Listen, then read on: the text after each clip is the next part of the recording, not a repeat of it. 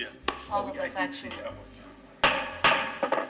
Good morning, everyone. We will call the August 15th, 2022 CRA meeting to order. I would ask if there are any amendments to the minutes of the July 18th, 2022 CRA meeting. Move to approve the minutes. Second? All in favor? Aye. Opposed? Unanimous. This time I'll open it up to citizens to be heard. If there are any citizens in the audience that would like to speak to items that are not on the agenda. Seeing none, item 4. Oh, you have a comment? Yes. A comment was submitted by Kathy Flaherty. The comment is in regard to the CRA's lack of attention to the East Gateway area of the CRA. The East Gateway area remains without input to the downtown gateway, makes up 33% of the CRA, yet sees no benefits from being part of the CRA. Funds generated here get spent on projects outside of the East Gateway. Examples are funding developers for downtown improvements, art projects, festivals to promote downtown, etc. There are 2 East Gate projects that need attention, one for not having community input and one for being ignored. The 2 projects are the Mercado Festival area located at the intersection of Cleveland and Gulf to Bay, and the Stevenson Creek Improvement Project. Per the Downtown Development Plan, the East Gateway area, also known as the Downtown Gateway, has 2 capital improvements listed. The installation of a festival market Mercado area and the Stevenson Creek improvements, both projects have been planned for over a decade, have been found important by numerous boards and councils, yet neither have been properly planned, let alone completed. Other projects get planned and completed, even newly conceived ones get completed, but not these. The first project is part of the Cleveland Street project, a project which was delayed for years and years. The CRA's part in the project is to develop a community space. The city is doing the rest of the project. The current CRA trustees ignored a trustee community approved design and incurred additional costs to hire a contractor to do a design. This new design was not developed or liked by the community, and finally, after 2 years of revisions to make it affordable, was determined by the trustees to be non-feasible. The trustees voted to cancel this new design and install grass until a brand new community-driven design could be formulated. At the most recent Cleveland Streetscape update meeting, the community was informed that the design had been canceled and a new festival area design would be placed on hold until after the area was completed. And as it does not exist yet, and until a new CRA director is hired. There were assurances to the community would be included in the initial stages of the design. This is not the case. The interim CRA director, Mr. Jennings, is allowing the city to once again design the area with no initial input from the community and with no input from the new CRA director. From my understanding, they are trying to revise a plan that you, the trustees, voted to cancel because the city and CRA staff said it was not possible to revise to fit the approved budget. The project was over budget by $250,000 even after the 2-year revision process. What changed now? The community wants to be involved in the developing of a community space. Mr. Jennings does not know this community like those that live and work here do. Let the community have a bigger say in the project. A new plan is needed, not a revision of a concrete pad or poles. New designs, new ideas. The second project is the Stevenson's Creek Gateway Trail. This is a major capital improvement that has been in the city's plan since 2011. The Eastgate community asked the CRA to do improvements recommendations for the blighted residential area. Engineers were hired and produced a preliminary plan to install a small park, install a footbridge over Court Street connecting Glen Oaks Park, install plants and trees, and install a trail leading down the creek. This plan and recommendation of $8.8 million budget can be found in the Downtown Development Plan approved in 2018 and used by the city today. When I asked about this project earlier this year, I was told by the city manager that this project was forgotten by the city. No, this project is being ignored by the city and the CRA. This project is part of the current approved development plan and should not be ignored. The CRA and the city are starting new projects. Imagine Clearwater giving incentives for developers for new projects, but not paying attention to small community projects that are needed to improve the Eastgate community and actually mitigate blight. Let the community design its community space and stop spending funds for new projects until you complete the old ones. You are also about to vote to consider paying the Downtown Development Board CRA funds so that they help promote this area of the CRA because you think they can promote the area better than the CRA can. You are going to vote to staff the board because the community input is so vital. Please give the community in the East Gateway area the same respect and let us plan and promote our community. Please treat Stevenson's Creek as an asset to the community and show how it is something other than a weed-filled drainage ditch surrounded by unenclosed dumpsters. Please mitigate blight instead of ignoring it. This has been a very beneficial program and fully support it. Oh, sorry, that's wrong. That's it. Thank you. Mr. Jennings, did you want to comment? Yes, Mayor and members of the council. I appreciate the opportunity to respond to that. First of all, there has been an enormous amount of public input into the Mercado project. I know that Councilmember Teixeira has been involved in recent months with discussing this with the citizens who live in that particular area. The idea that the city has not invested in the East Gateway is mind-boggling, in my opinion. The city has done an enormous amount. We have a major street project going on at the current time. The fact of the matter is this is one person, and we have spent an enormous amount of time with others in the community who have very different views than what Ms. Flaherty has. You know, in terms of saying that the city forgot about the Stevenson Creek project and so forth, that simply is not the case. You know, we have limited dollars in order to be able to achieve every project that people want. And so things have to be postponed, pushed. Also, the economy has had a detrimental impact in years past, 2008-9, the lingering effects of that.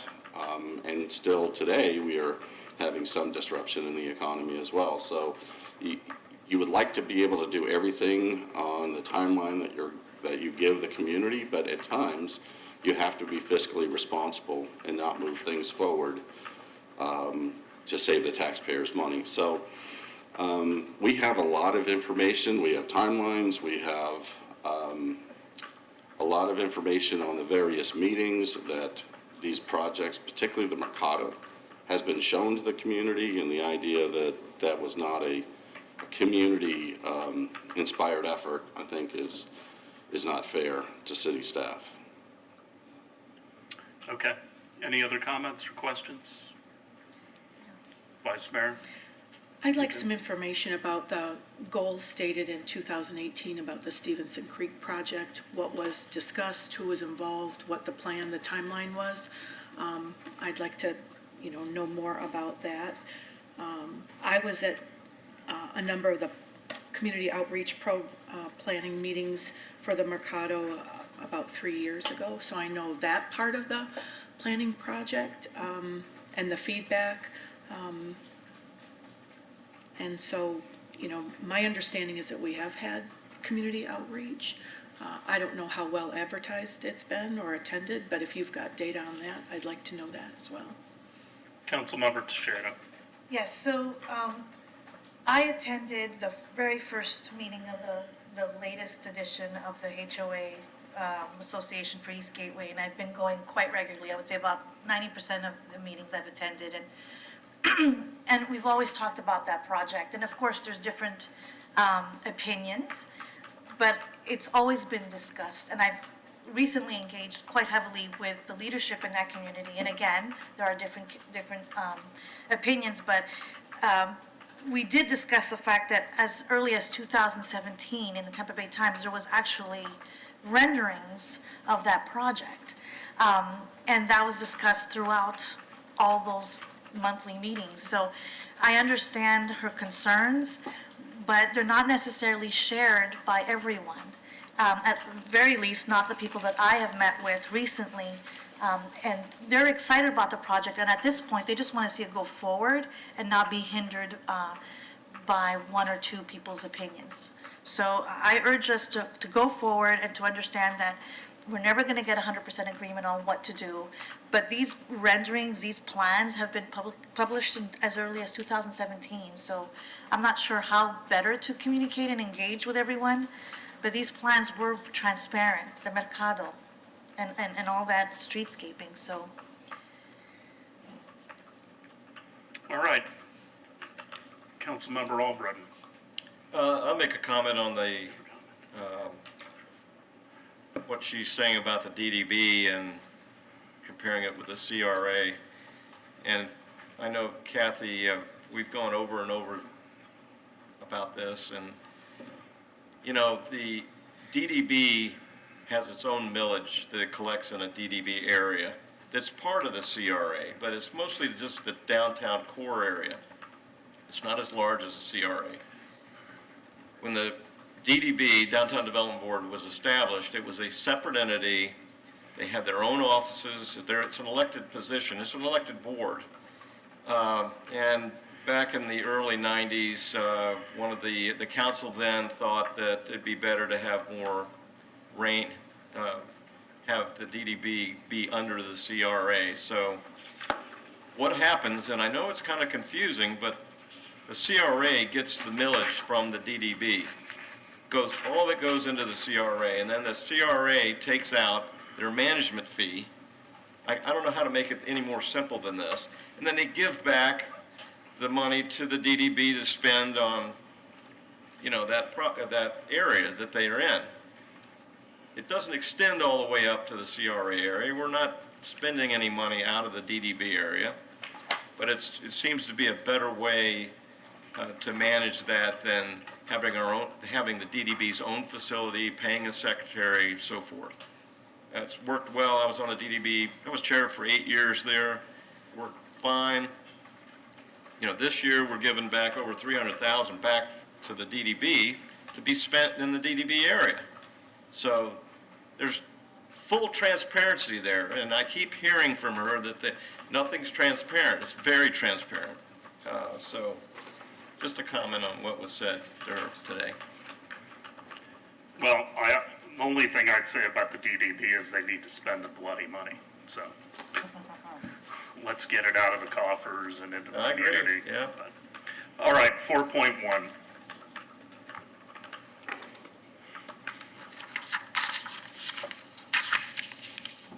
Good morning, Matt Jackson, CRA Assistant Director.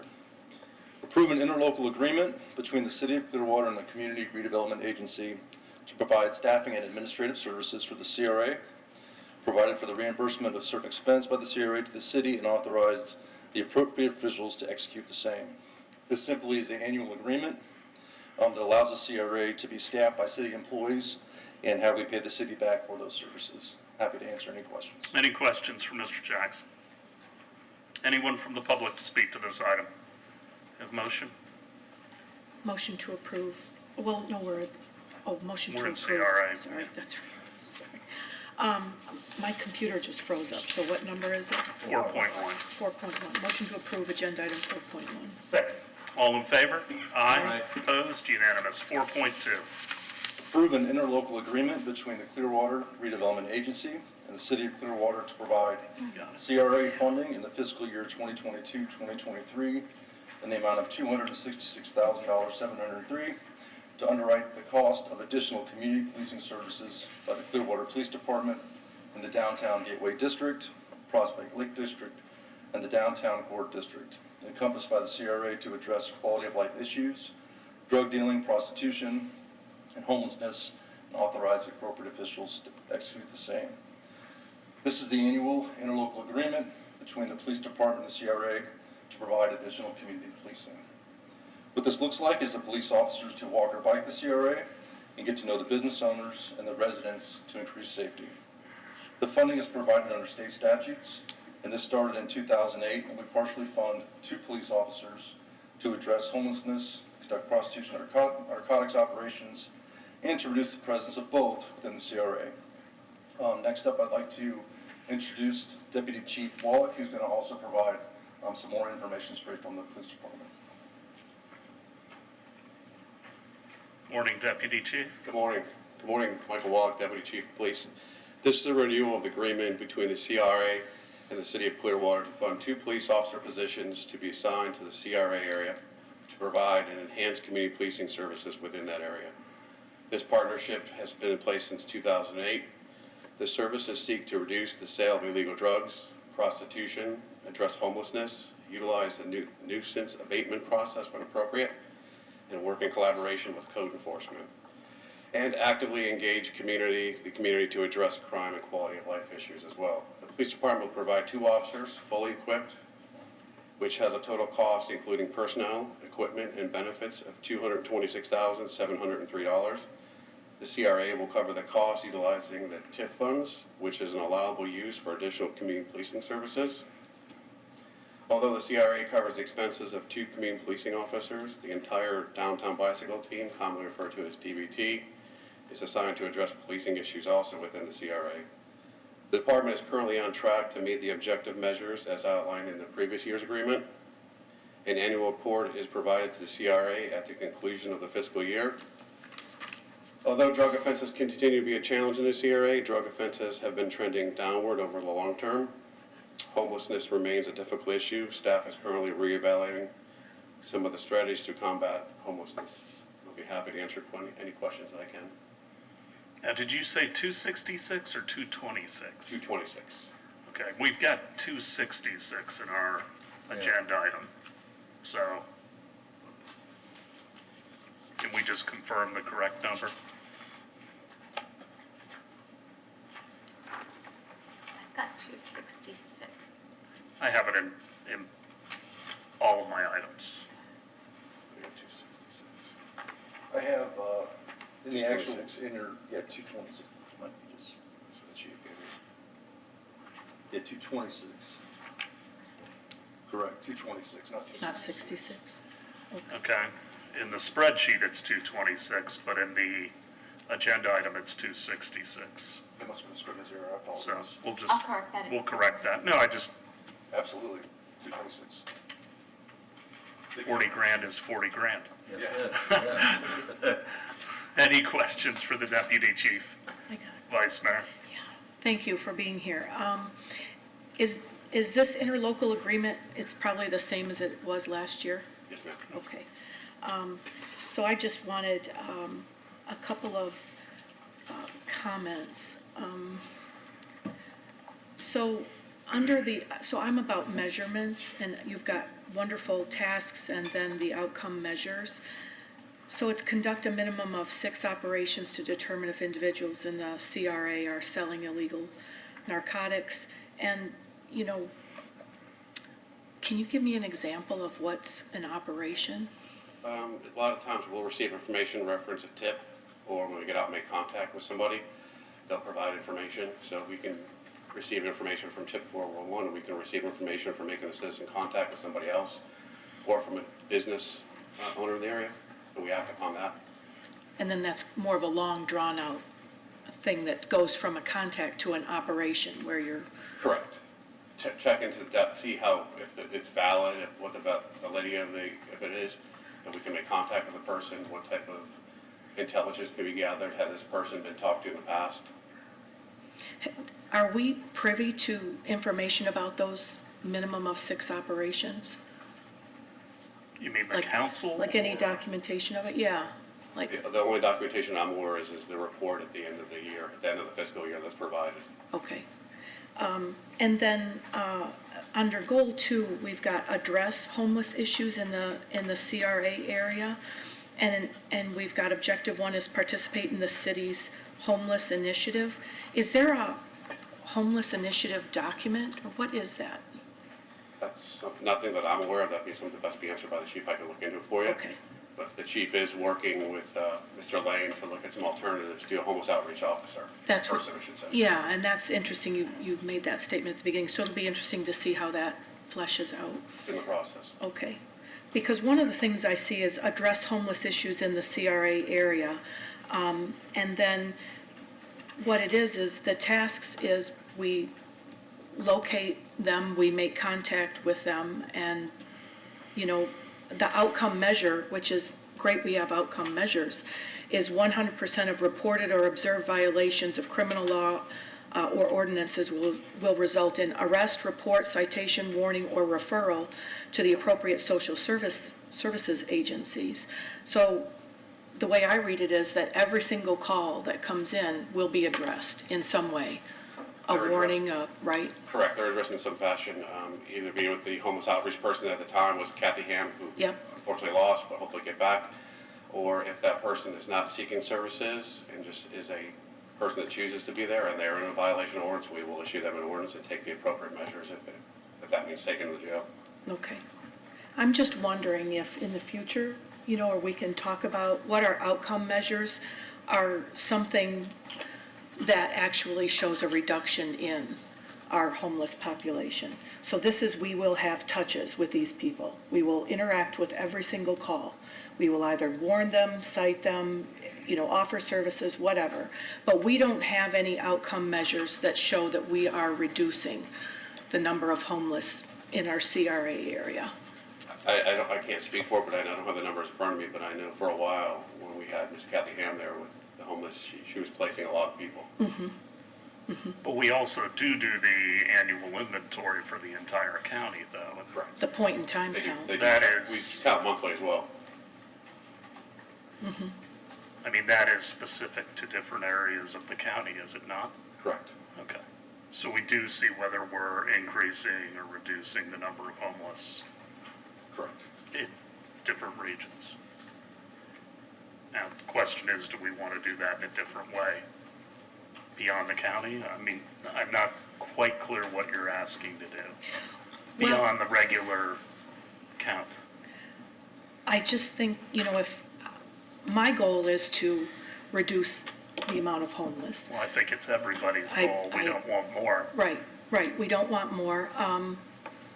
And I think we don't have a measurement, well, we do the monthly counts of the people that used to come to the feeding. So I don't know exactly how we do the monthly counts now. It was about 80 or so. They average around there. They do monthly counts. They move to different locations of refuge and so forth, but they do the monthly counts. And so are we, I would say, are we seeing a reduction in our monthly counts?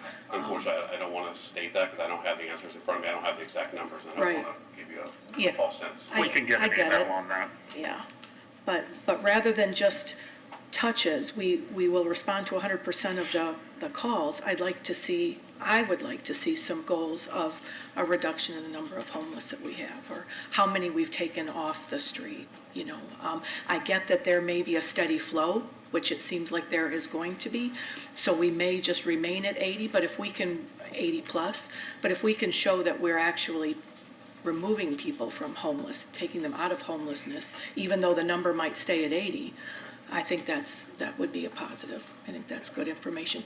One of the things that I would just mention is that Treasure Island recently started, and they only had about, 12 to 14 regular homeless in their community, but they started a program with, individual outreach to those 12 to 14, and at last Friday's, the Friday before, we had a big meeting involving the COC, and the officer down there said they're down to 8 now. And so, they're making, they're making progress. So anyway, just, think we need to show that. Yes, ma'am. Councilmember Albrecht. Probably the difference between 8 and 14 are here in Clearwater now, because I know a lot of these people, they don't want programs. They're here because of the weather. And we've created programs before. We had homeless sleeping in the entryways to the businesses downtown, and we put programs in effect with the signage, and that seemed to work, but they move around. If you give more pressure, they move to another municipality. Unfortunately, that's just the way it is. A lot of them just don't want to be in any kind of program, and you can't force them to do it. You can force them basically where to go, but Unfortunately, some of them do not want help. They'll tell you exactly they don't want help. I know that. I'm not naive with that. I would say, and, I can get the name of the officer I spoke with, but it's the 4 that were taken off the streets. They're not moved out of Treasure Island. They're given the services that they need, and they're open to receiving it. So it's not that's good. shuffling there. Ms. Call, you have a comment? Yes, I do. A comment was submitted by Ms. Flaherty. This has been a very beneficial program and fully supported. I would like to see more attention to stopping the pimps and johns that facilitate prostitution. It has been a great program, definitely one I think all of us support. Do I have a motion? Move to approve item 4.2 with the amended amount of $226,703. Second. Is there anyone in the audience that would like to speak to this item? Seeing none, I have a motion and a second. All in favor? Aye. Aye. Opposed? Unanimous. 4.3. Approve the interlocal agreement with the Downtown Development Board to provide personnel, administrative, and management services during fiscal year 2022-2023 in the amount of $81,504.18 and refund the CRA tax increments of $335,643.37 and authorize appropriate officials to execute same. Can I speak to this item? Oh, I'm sorry, go ahead. No, please. Go ahead. Sure. Councilmember Teixeira. So like Councilman Albritton, I served on the Downtown Development Board and now serve as ex officio member. And I've gone on record expressing my great concern regarding the amount that they have in their coffers. And I think the last I checked was over $455,000. You know, in my experience, and when I look back at the history of DDB, that was something that those funds were utilized to the fullest till the end of October. And the idea of having this amount of money in their coffers and not being utilized is to the detriment of the revitalization efforts of downtown. And I understand that it's a big part due to COVID, it stopped everything. But my concern is, you know, I don't foresee them utilizing these funds in the next year. So I would like to take a moment of pause and perhaps consider, and I'm even willing to make a motion to postpone this agreement, because I just don't see the efficacy of giving or having another $200,000 roughly added to their coffers, because I don't see the efficacy of this. I don't see the return on investment. I don't see these funds being used. And so I would like to explore what are our options, and I'm willing to make a motion to at least postpone this agreement. Mr. Jennings. Thank you, Mayor. I just wanted to inform the council and the public of some of the issues that the council member just mentioned. Staff is also respectfully recommending a postponement of this item. So in the current fiscal year, the DDB is really divided up in three specific category areas. Marketing, it's a $250,000 appropriation. They have spent 35% of that appropriation to date. The DDB Business Assistance Program, which is $233,465. Currently, they've spent 11% of that appropriation. And then there's a DDB Policy and Project, which is $42,000, and they spent 10.6%, which leaves a total of 22% used, which leaves a balance of $406,000. Now, there are a few outstanding encumbrances that are not listed on their on the financials here, but I also think that there is a perception, and I've spent a lot of time researching this information, a perception that it's very difficult to get anything through the DDB unless you're kind of an established organization, you know, within the city, which, of course, what we're trying to do now is to get others, you know, maybe not established organizations and or performers to be able to have access to funds that would enable them not only to grow, but to activate our downtown business district.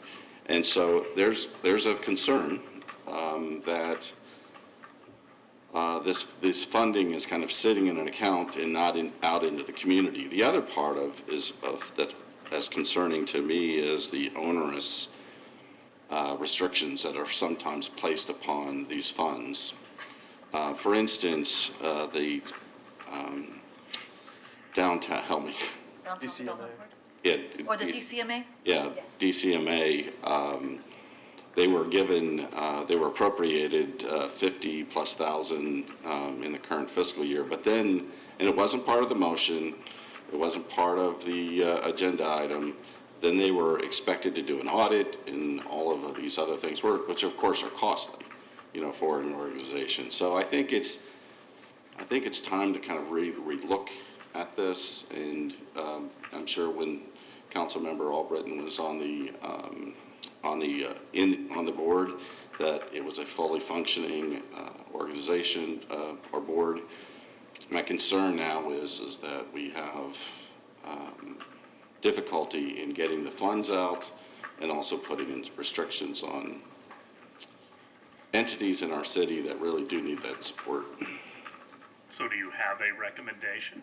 Yeah, I recommend postponement of this item. Now that. So then are we going to continue to give them services, though, without getting compensated? Well, postponement, we may bring this back, right? So. No, I understand, but, I mean, there's money coming back to the city for our administrative expenses. So when we postpone that, we're not. Well, if the council decides not to move forward with this, the city would not continue to provide them the support, because frankly, they'd only have about 113,000 left, unless of course the council wants the city to provide the back end support. So that is an option? To me, it looks like it's time to have a sit down with the DDB and potentially with the council to hammer out these issues. And then if we can't, then we can make, a decision. So I don't mind postponing it today until we can have those discussions. I mean, certainly with Coachman being closed, activity downtown has been slower, I think there's other areas within the downtown that could be activated, and we could be doing things, certainly with Station Square. And, once the East Gateway gets settled with all the construction, although the DDB is not the full CRA area, so. But I think it's time for a discussion. So, Councilmember Albritton. Yeah, and I agree with you.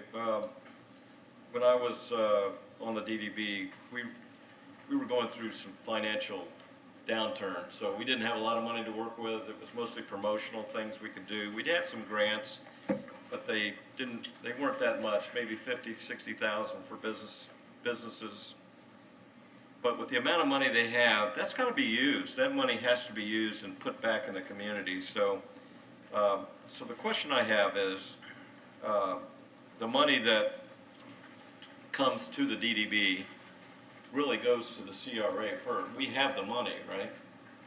Well, then it goes back to the DDB. Right, I know that, but it hasn't been returned back to the DDB, or what's that time element that when it comes to us that we release it back? I mean, I guess in this 4.3, that's one of the resolutions that we have to pass to make that happen. So the current fiscal year, the money has been sent back to the DDB. This item 4.3 is about next year, Yeah. 2022-23. They're sitting And so the way it's been explained to me, and certainly Michael Wino is here to be able to discuss that as well, because I've been having discussions with him and with Matt, that, it's collected, it's then sent to the city, and then it's then returned to the DDB, which would be $335,643.37. Now, from my understanding, and please feel free to interrupt or chime in, the city does not have to send the money back to the DDB. Okay, but I agree that we need to have a discussion on that. I think that's prudent. Councilmember Bunker and then the Vice Mayor. Yeah, I just was wondering, can't the CRA itself provide the services currently performed by the DDB? Yes, certainly the CRA can establish a grant program. There are some advantages, one of them being the procurement exercise by going through the DDB, they're not held to the same procurement restrictions that the city is.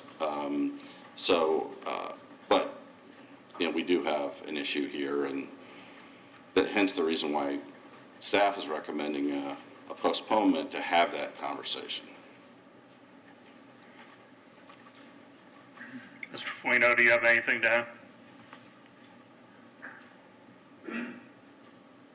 I would just add, excuse me, Agency Michael Fuino, CRA attorney. I would just add, Mr. Jennings is correct. The way this transfer of funds works is through an interlocal agreement, and just so we're clear, all an interlocal agreement is a contract. No party is obligated to enter into a contract. There's no statutory obligation to do so. Other questions or comments? Vice Mayor? Yeah, it's interesting that the mayor and I were talking about this briefly before the meeting started. I had some, not knowing that this would be the recommendation of staff, but some questions about, you know, when did the DDB start? What was the impetus and the goals? And to me, as Councilmember Bunker asked, it seems like a duplication of, you know, some tasks of the CRA in general. I understand that we have the Downtown Clearwater Merchants Association that I think can advocate for special interest with the downtown. One thing that strikes me is I think it's kind of, to me, it seems kind of divisive that in our CRA, which isn't a very large geographical area, you have a separate entity that is getting their own small little pot of money to do with as they want in that area, and it just seems to be kind of divisive with the whole CRA. You can see from Kathy Flaherty's comments about the East Gateway and all that stuff. It's like unnecessary competition or tension, especially in light of the Downtown Clearwater Merchants that, you know, and or Amplify or something that would advocate for businesses in downtown. The other thing I would think about is, so if you can provide me that history of how it started and the goals and all that business. But the other thing I'm thinking is with the development and the soon-to-be approved North Greenwood CRA, are people in North Greenwood going to want a set-aside group for just maybe economic development or something, and they want their own little pot of money? And is that really, you know, is it necessary? So what we do in this CRA, I think, is certainly going to be looked at with the grassroots group that has started and advocated for the North Greenwood CRA. So I think it warrants a good look and to see if we really, you know, need this DDB here, for what reason. So, just for the public, I want to clarify something the Vice Mayor said. Sorry. We were not having a discussion about something we were voting on. She asked a question about when the CRA terminates, when it was started, Oh, and yeah. likewise with the DDB. It was just It a was not historical about the perspective. agenda item, No. it was about dates. Yeah, it's like, do you know the date of, sorry. It was not a sunshine violation, because I know our city attorney almost jumped out of Oh, his did chair. you? No, it was just like, hey, Frank, do you know when was the CRA started? And, yeah, that's all. Okay. Yeah. Any other questions or comments? I do want to add one more comment. I apologize. There is a value to having a downtown development board. In the best of circumstances, it's a great venue to have citizens to be heard, specific to downtown. And it's accessibility that wouldn't if it would just be a CRA, right? People can come every month, they know exactly what day, they can express their views and their ideas and share them. So there is a value to having a separate entity if it's effective. So that's where now I'm questioning it. So if we're all ready, I'd like to make a motion to postpone agenda item 4.3. Second. Okay, hold on. Oops. Thank you for the motion. The second. The city attorney has something to say. We also have a public comment, which I would like the comments to be put on the timer. There shouldn't be a benefit to writing in versus coming and speaking, because then you can basically game the system. So, Mr. Margolis? Good. Just a few things on a very important conversation. Number one, just as far as the postponement goes, the CRA will have to decide whether this is being postponed to the September CRA meeting or to some other date in the future, or whether it's being put on hold indefinitely. Given the importance of this, I mean, I would probably recommend that it simply be postponed to the September CRA meeting instead, so it doesn't get either indefinite or anything like that, because we are coming up on the start of the fiscal year, and it is important for the CRA to make some decisions on this one way or the other. So that was one comment. Second, I certainly agree with all the other comments that there's no legal obligation for the CRA to enter into this agreement at all. As Mr. Fuino pointed out, this is purely an interlocal agreement between the CRA and the DDB. It's renewed on an annual basis, and it can be rescinded. So there is no legal obligation to move forward with this. Three things that I would encourage the CRA to think about over the next month or whenever this comes back for the CRA. Number one, as the mayor pointed out, is the provision of staff services. The current agreement ties the refund to the provision of staff services. In other words, the CRA refunds the TIF to the DDB, but in return, the CRA is also providing staff support to the DDB. And so the CRA will have to decide whether you still want to provide staff support to the DDB or whether you'd like to terminate all of that. So that's just one thing to think about, because those two issues are married to each other right now in the agreement. The second thing to think about is that the CRA is limited not only in the procurement sense, as Mr. Jennings pointed out, which is definitely true, but there are also statutory restrictions on where the CRA can spend their money, not just geographically, but also substantively. The DDB does have some additional flexibility in terms of grant programs. Yes, the CRA does have grant programs, but they're typically related solely to infrastructure. Generally speaking, the CRA cannot spend money on marketing, programming, things like that, and that's especially true nowadays, whereas the CRA used to be more restricted. So just keep that in mind, is there may be some different rules relating to the funds as we move forward with this. And finally, as Councilmember Albritton pointed out, the DDB assesses its own millage, the CRA does not. You know, the CRA simply takes money off the top. If the CRA does dispose of this agreement entirely, and if the CRA no longer provides the TIF reimbursement to the DDB, and if the CRA especially decides to cut off staff support for the DDB, then the question will be, does the DDB on their end choose to continue that millage and choose to continue existing? And that will be a decision on their end, or whether they choose to file a petition for dissolution. That's not a legal problem per se, I just want the CRA to be aware of that, and that may be the potential repercussion at the end of this road.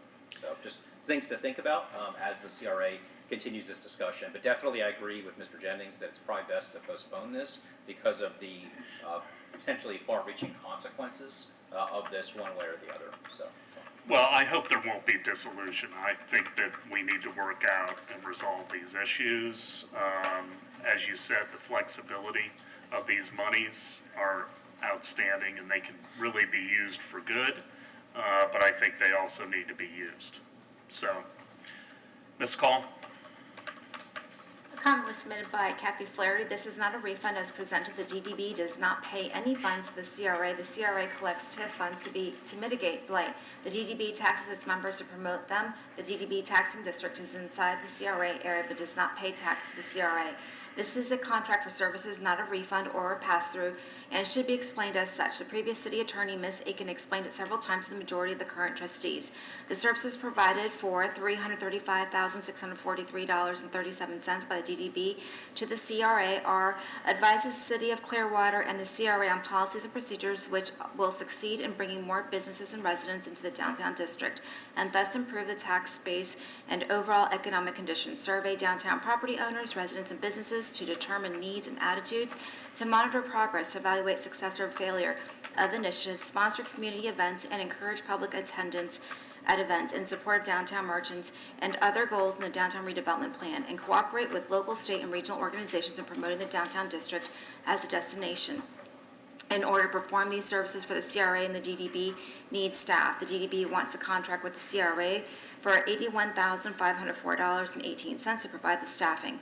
On top of the duties to mitigate blight, the full-time CRA staff has to staff the DDB if approved.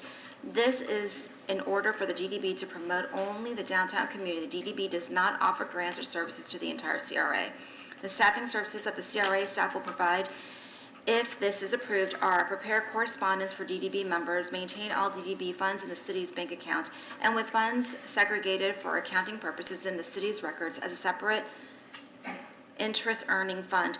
Assist with the preparation, monitoring of the annual budget and prepare amendments as necessary. Prepare monthly financial reports, prepare agendas, and distribute amendments as necessary. Prepare monthly financial reports, prepare agendas, and distribute packets to DDB members prior to each meeting. Prepare meeting notices for monthly and special DDB meetings. Attend meetings and supervise work of board reporter who records and transcribes minutes. Coordinate committee meetings, if applicable. Handle all phone inquiries and follow up on the calls. Handle any special mailing notices. Serve as a coordinator for the DDB special activities. Assist in research and implementation of projects initiated by the board. Assist with promoting design-related programs to the downtown community. Manage loans, contracts, and all applicable documents. Coordinate field trips and travel arrangements in accordance with the City of Clearwater travel and meal policy. Other administrative duties as mutually agreed. Coordinate the annual election process in cooperation with the Pinellas County Supervisor of Elections. Act as a liaison to the Pinellas County Property Appraiser, Pinellas County Tax Collector, and DDB Legal Counsel. Assure that the annual audit is conducted in compliance with requirements of the State of Florida. Audit General comply with State of Florida increment millage compliance with Chapter 200 Florida statutes. Thank you, Ms. Call. Councilmember Tejeda, do you want to amend your motion to, I believe it's September 12th will be the next CRA meeting? Do you think September is enough time? It needs to be in September. Okay, so then I would like to move to postpone agenda item 4.3 to the September meeting, CRA meeting. And I second that. Any other questions or comments? All in favor? Aye. Opposed? Unanimous. 4.4. Approve a purchase contract for the City of Clearwater Community Redevelopment Agency to purchase real property located at 107 South Osceola Avenue, parcel number 16291520035800200110, with a purchase price of $1.85 million and total expenditures not to exceed $20,000, including closing-related costs and preparation of this site, and authorize the appropriate officials to execute same, together with all other instruments required to effect closing. Mr. Jennings. Thank you, Mayor. City staff is very, very pleased to bring this forward to the CRA board for your consideration. Staff has been working with the Peace Memorial Presbyterian Church since early March to discuss the back part of their property that the city would purchase for $1.85 million in order to look at building a parking structure with approximately 12,000 square feet of retail space on the ground floor. We have had a wonderful experience in working with representatives from the church. Many of them are here today. If you have any questions directly for them, and certainly staff is recommending that this be approved. Well, I think this is a definition of a win-win. I think it could be a great partnership, and this is a very strategic location. Obviously, it can help the church. My church left downtown Clearwater almost 20 years ago because of lack of parking. Calvary had 7,000 members and 89 spaces, and it was an impossible situation. So now we have 60 acres out on McMullen and Drew. So I understand why Peace Memorial wants to have obviously more parking for their parishioners. And this, again, could just be a great partnership. And I know both parties have been working hard to make this come to fruition. So I want to thank everybody from Peace who's here. Any questions or comments from the council or CRA? I'm happy to move approval of agenda item 4.4. Second. Anyone from the public to speak to this item? Seeing none, I have a motion, a second. All in favor? Aye. Opposed? Unanimous. Let's do it. 4.5. Approve the business renovation grant program for property owners and tenants to improve visual appearance of commercial properties through exterior and interior improvements, and also authorize the appropriate officials to execute the same. The purpose of this item is to move forward with a new grant program to help existing businesses with renovations of their businesses. The grant would take the place of the current white box grant program, which provides grant amounts up to $25,000 and is only for vacant businesses. For any project, the business assistance grant provides up to just under $100,000 for those projects with a total cost of $200,000. For any project $25,000 or less, the CRA will fund the entire project. For any projects over that amount, a funding matrix was created to evenly distribute the funds.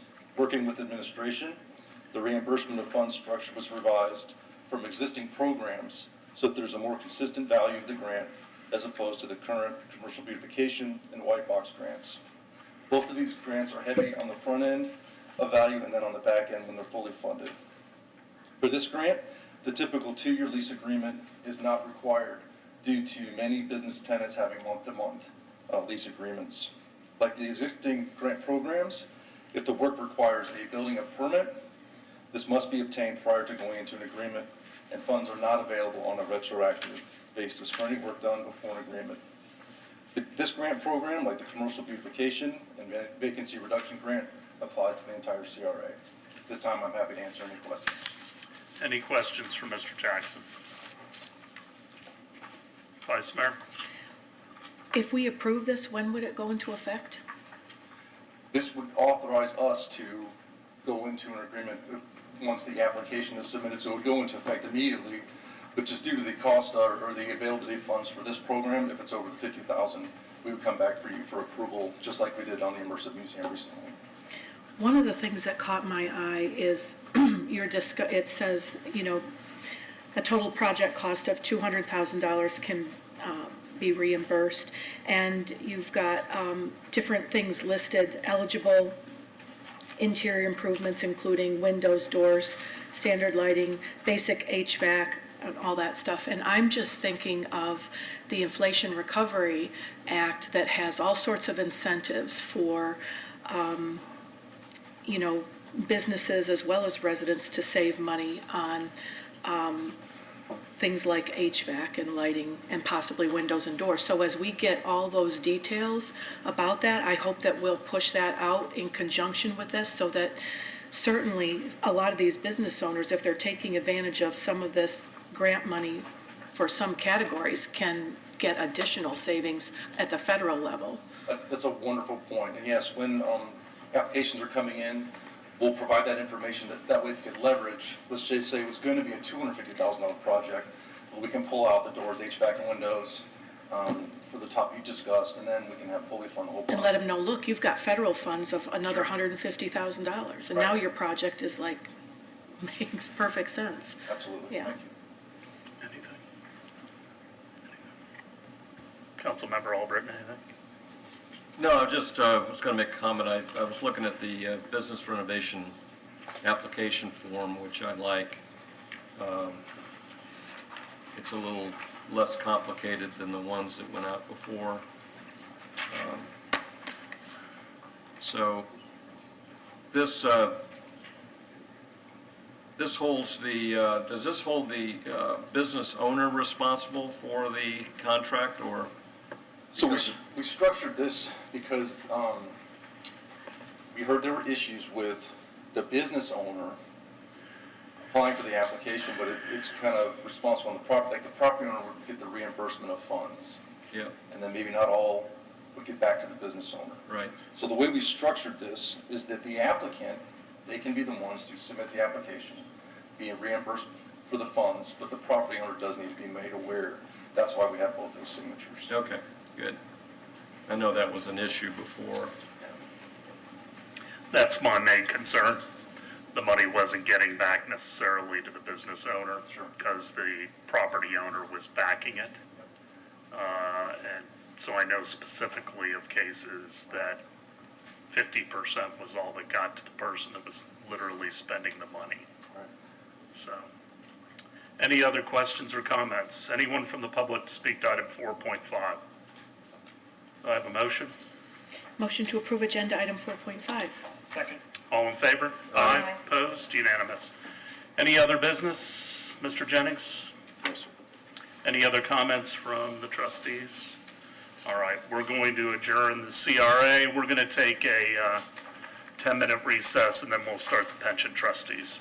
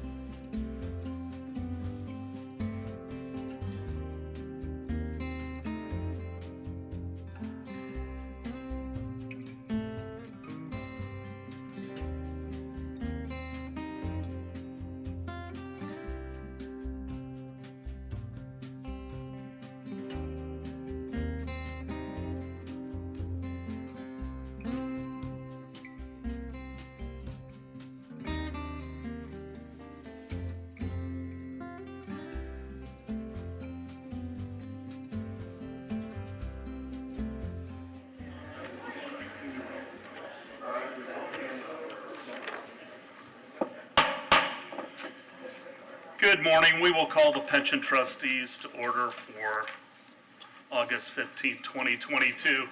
Before I do jump into the agenda, I did want to ask everybody to rise for a moment because yesterday was the one-year anniversary of losing Mr. Horn, and I think we need to remember him.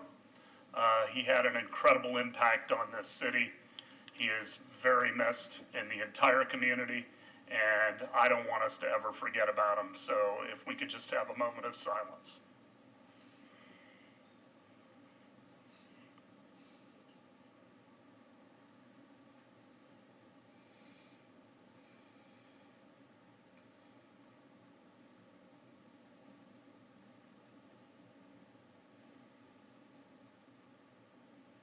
Thank you. I would ask if there are any amendments to the minutes of the July 18th, 2022 meeting. Move to approve. Second? All in favor? Aye. Opposed? Unanimous. Are there any citizens to be heard on items that are not on the agenda? Seeing none, item 4.1. Good morning, Mayor, Council. Jennifer Poyer, Human Resources Director. The request is to approve new hires for acceptance into the pension plan as listed. Any questions for Ms. Poyer? No motion? Motion to approve agenda item 4.1. Second. All in favor? Aye. Opposed? Unanimous. 4.2. Request to approve the following request of employees to vest their pension as provided by Section 2.419 of the Employees Pension Plan. Questions? Motion? Move to approve item 4.2. Second. All in favor? Aye. Opposed? Unanimous. 4.3. Request to approve the following request of employees for a regular pension as provided by Sections 2.416 and 2.424 of the Employees Pension Plan. Any questions? A lot of great people retiring. We're going to miss a lot of them. They've made tremendous contributions, so congratulations to all. Have a motion? Move to approve agenda 4.3. Second. All in favor? Aye. Opposed? Unanimous. 4.4. I would like to call up Jay Ravens, Finance Director, for this one. Good morning, trustees. Jay Ravens, Finance Director. Approve pension plan administrative expenditures for fiscal year 2023 totaling not to exceed $392,000. This request is for approval of various administrative expenditures for the plan for fiscal year 2023, which is a 5.4% increase from the fiscal year 22 total of $371,900. This includes all administrative expenditures in support of the pension plan, other than certain professional services contracts that have been brought to the trustees separately, such as the actuary contract and money manager agreements. Primary contributors to this year's increase are a projected increase in the number of employee physicals for new hires, along with increases in employee salary costs, partially offset by a decrease in legal fees. Happy to answer any questions. Any questions for Mr. Ravens? Mr. Margolis, with the way that we're using Kaufman and Klausner, I thought that there would be a greater reduction in that line item beyond 10,000. So can you explain that to me? Sure, thank you for asking that question. That's something Mr. Ravens and I have discussed. We don't expect to spend $130,000 on them in the coming year, let alone anything close to that, but it's conservative budgeting to try to get close to where we were previously. Part of the issue, actually the biggest part of the issue, is that law firm is deeply integrated with every single aspect of the disability process, and we have seen an increasing number of disability claims from employees as well as former employees. And that doesn't necessarily mean the claims are either meritorious or not meritorious, but we are seeing an increasing number of those claims, and that has meant that there's increasing demands on Klausner and Kaufman. Even though I've been taking the lead in the front-facing role with the PAC, they are still involved behind the scenes in processing those individual disability claims, sending them to doctors and things like that. Over time, I would like to mitigate more and more of that and take on more of that in-house. but it's a process because of how deeply they are integrated with all of that. And this might be a question for Ms. Blair. Why do we think we are getting so many more disabilities?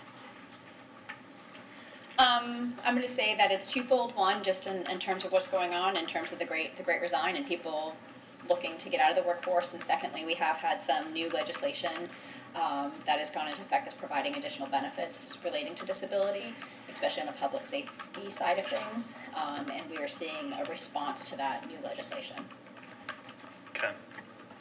Any other questions? Do I have a motion? Move to approve agenda item 4.4. Second? All in favor? Aye. Opposed? Unanimous? Any other items, Ms. Blair? Yes, sir. All right. We'll adjourn the pension trustees, call to order the work session. Item 2.1. Approve an interlocal agreement between the City of Clearwater and the Community Redevelopment Agency to provide staffing and administrative services for the CRA. Provide for the reimbursement of certain expenses by the CRA to the city and authorize appropriate officials to execute same. This is a companion item to what we had on the CRA, along with the police we'll also have down the road. Any questions? Consent? Item 3.1. Certify 2 housing projects completed by Habitat for Humanity of Pinellas County that they are consistent with local plans and regulations. Thank you, Chuck Lane, Economic Development and Housing Department. Habitat for Humanity is enrolled in a state program under the Department of Economic Opportunity. The program is called the Community Contribution Tax Credit Program. It's geared towards low-income housing and housing for those with special needs. Businesses are eligible to receive tax credits in exchange for making donations to these projects. The program is in place to incentivize businesses to contribute towards housing projects. State statute requires the local government to pass a resolution certifying that any project benefiting from a donation under this program is consistent with the local government's plans and regulations. The completed projects are single-family homes at 602 Alden Ave and 1175 Tangerine Street. Both projects are consistent with our applicable plans and regulations. Questions? Any questions for Mr. Lane? All right, we'll do that on Thursday, 3.2. Approve the Community Development Block Grant Coronavirus Relief Agreement between the City of Clearwater and the Early Learning Coalition of Pinellas County. So one of the industries hit the hardest by the pandemic is childcare. It's a double whammy because it removes the child from an early learning environment, and oftentimes it prevents a parent from returning to work. We've been communicating with the Early Learning Coalition of Pinellas County about a way we can help them using Community Development Block Grant funds for coronavirus. CDBG CV funds are HUD funded, and they're to be used to address impacts stemming from the pandemic. The Early Learning Coalition has a school readiness program in place that provides tuition assistance to low-income families. They use 2 funding sources to pay for this. One is a federal source from the Department of Education, and the other source is local. It's the Juvenile Welfare Board. These programs have restrictions that exclude many low-income families. By using CDBG CV, they'll be able to assist many of those that can't be helped under the current funding programs. Staff recommendations determine a child's financial assistance the same way that the Early Learning Coalition currently does, and that's by using a sliding scale. Our funding will fill an eligibility gap. The proposed contract is for $345,593. The average per student assistance is about $145 per week. Neighborhood and Affordable Housing Advisory Board passed a motion last week recommending council approval of this item. Lindsay Carson is the CEO of the Early Learning Coalition of Pinellas County. She is here this morning. Should you have any questions for her, and I'll take questions at this time. It's a great program. Any questions for Mr. Lane, Vice Mayor? Thank you, Chuck. I'm excited about this program, and I wasn't able to attend the Neighborhood Affordable Housing Advisory Board meeting, but did watch it. The discussion related to this item was robust and nuanced and very respectful.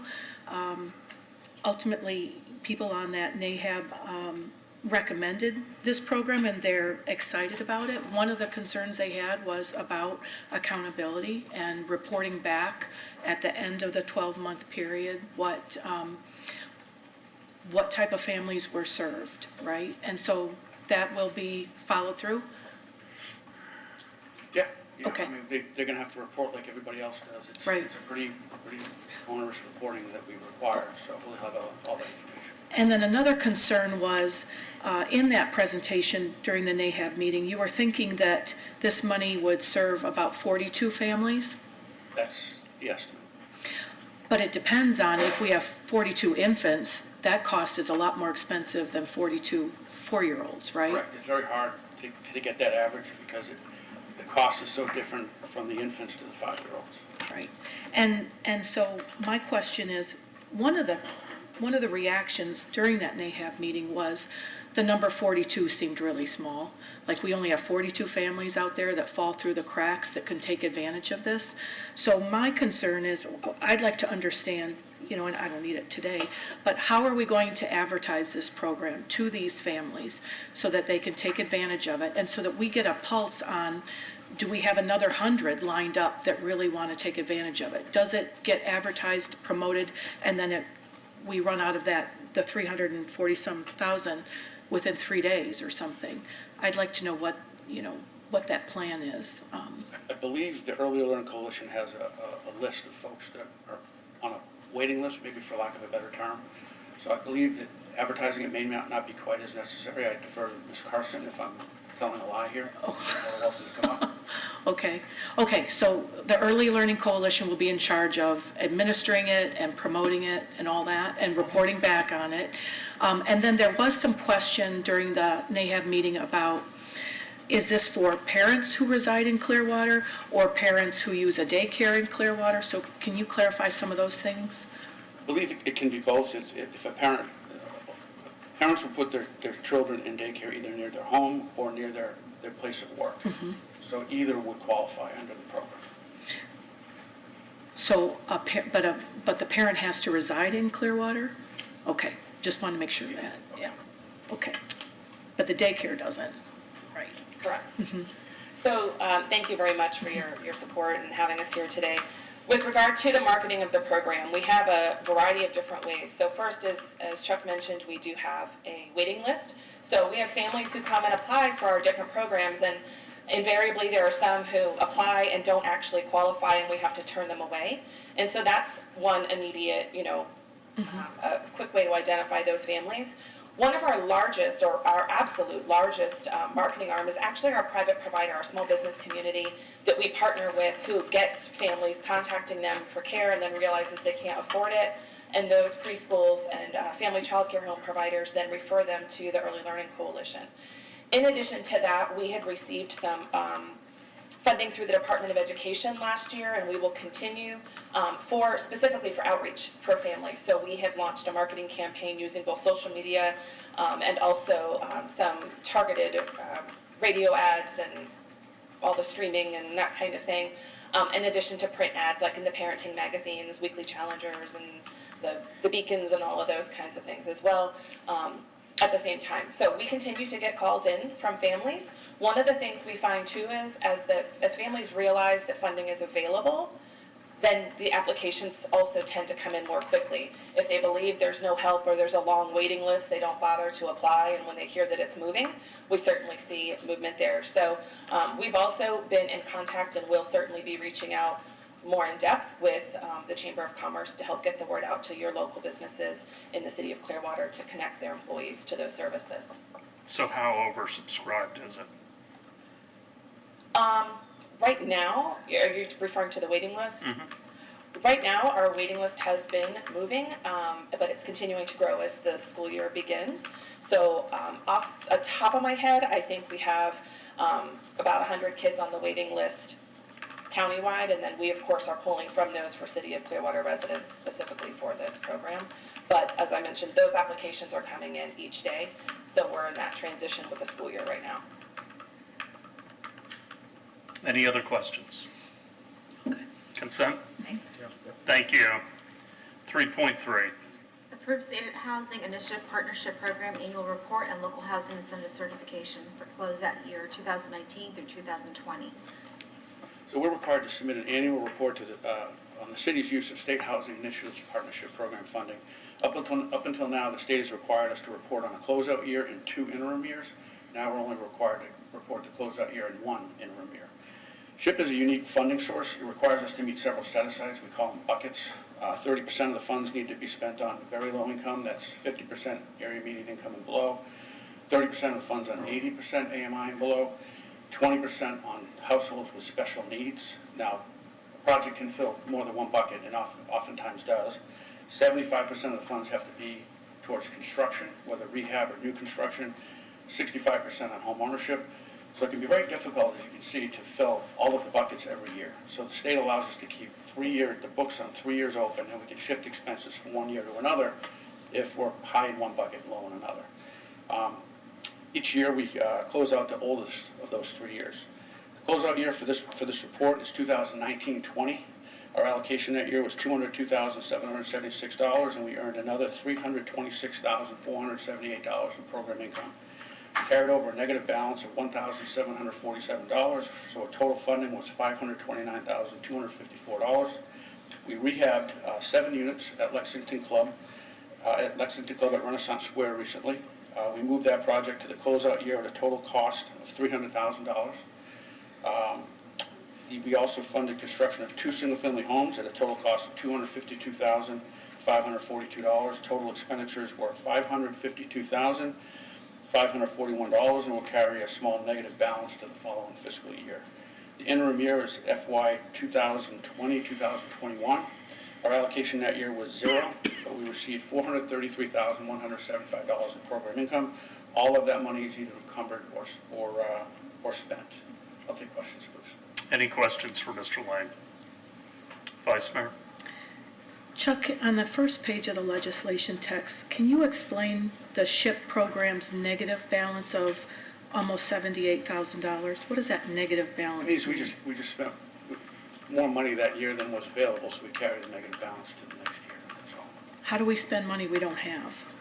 It's not that we don't have it. I mean, we have it because there's 3 years open. We have access to those 3 years. The money's there. We can use it in either of the 3 years, so we just move it. Okay. We carry a negative balance. That's perfectly fine. Okay. And then I had a question on the interest earned. So program income from interest is close to $30,000. What pot of money do we have that we're earning $30,000 of interest? That's not in 1 year? Well, SHIP generates a lot of program income. Like I said, in this year alone, we generated $326,000 in program income.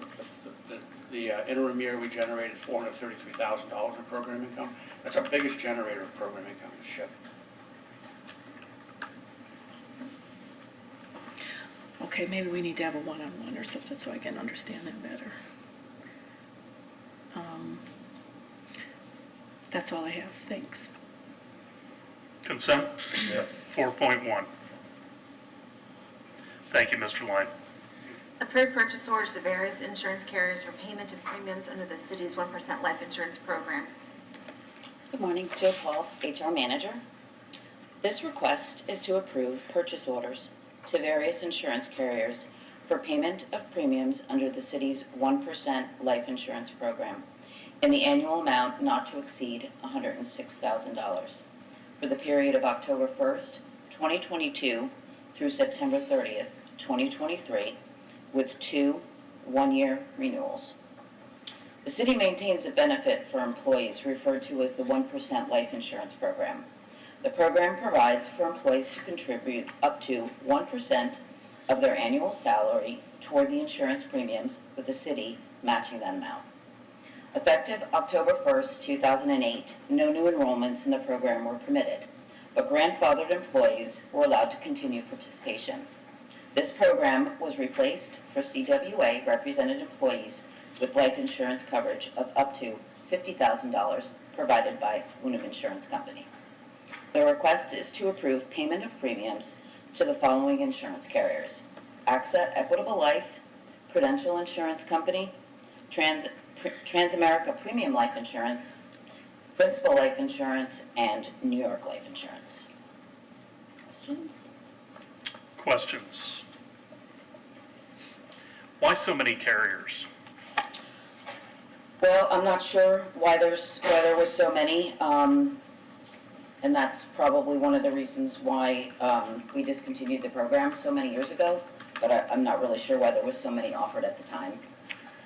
Come on up, Ms. Blair, because to me, the cost of insurance also looks high. Yeah, so we don't own these plans, the employees own the plans, so we don't have much option on these. It's a matter of maintaining it and until the program has ceased to exist. So we can't shop it, there is really nothing that we can do. It's how it was purchased back then. Why, I can't speak to. I think that was just maybe who was responsive at the time as we maintained the program, but since the program has ceased back in 2008, we've tried to do different things with this. I know, I remember when we terminated it, but it just seems like this many carriers, you're not going to get the buying power. Secondly, when I started doing calculations, theoretically on cost of insurance seems very expensive. It is, and we agree. We can't get them to provide any information to this because they are owned by the employees, not by the city, is how it was explained to us. We've engaged our broker, Garing Group, on this to have us help through this because it was something that I didn't understand when I came on board. So we've tried, we will continue to try, but that's been the response that we've gotten on this, is that they're owned by the employees and there are no other options for us as it relates to this. So the city does not have a fiduciary duty to get the very best pricing? I think we do have I think we have the responsibility, we just don't have the ability to do anything about it. Okay. Other questions? Consent? 4.2. Approve a purchase order to Unum Life Insurance, Company of America, for city and employee paid life insurance and long-term disability benefits. This item is a request to approve a purchase order to Unum Life Insurance Company for the city and employee paid life and long-term disability benefits in the amount of $813,000. This is for a 2-year period with a 0% rate increase. The requested amount has increased based on projected increases in employee salaries over the 2-year period. The city provides life insurance to full-time employees and long-term disability to those who are not enrolled in the city pension plan. Unum will remain the provider of coverage, again with a 0% increase. The coverage provided is as follows. CWA Life in the amount equivalent to 1.5 times the employee's annual base salary, not to exceed $50,000. SAMP Life in the amount equivalent to 1 times the employee's annual base salary, and SAMP meaning supervisory, administrative, managerial, and professional employees.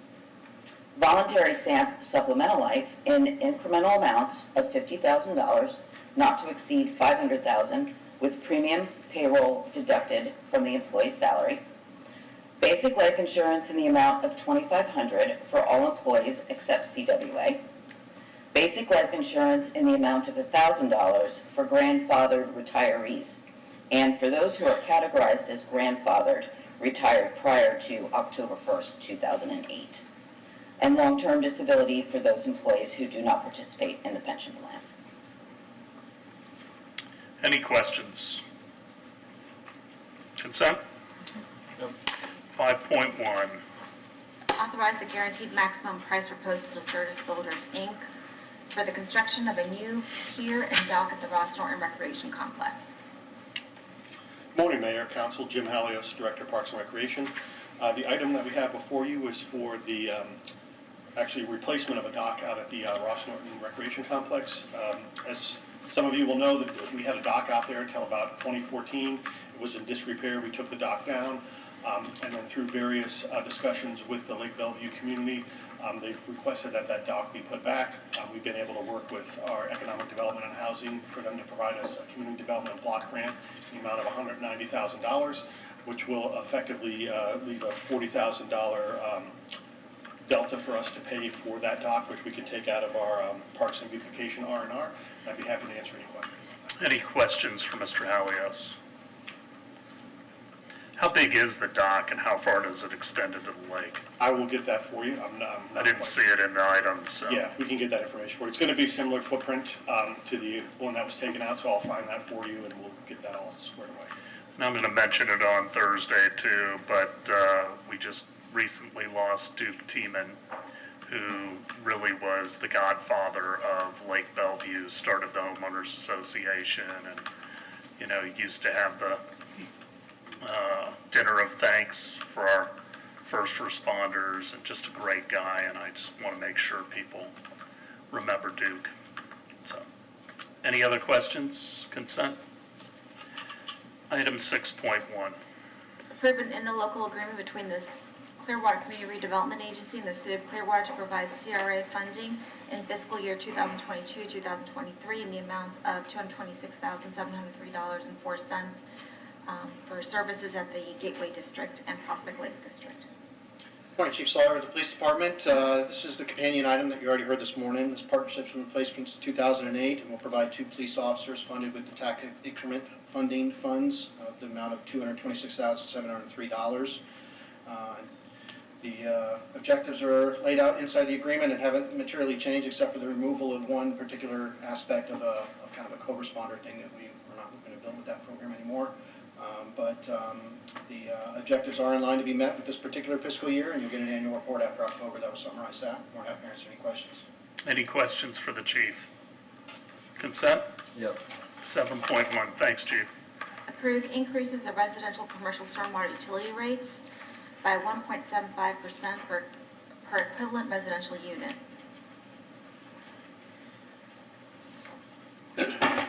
Morning, Ellie Schoberg, the engineering stormwater manager. The city stormwater system consists of approximately 155 miles of sewers, 9 square miles of open water, and about 14,000 stormwater structures. The city's operations, maintenance, and capital costs are funded through a flat monthly stormwater utility fee levied against each equivalent BRU within a service area and collected with a water and sewer bill. The 2022 rate study demonstrated need to increase the rate by 1.75% annually over the next 6 years. The proposed increase will add 24 cents a month to the single-family residential bill on October 2022, and will increase the rate of 1.75% through 2026.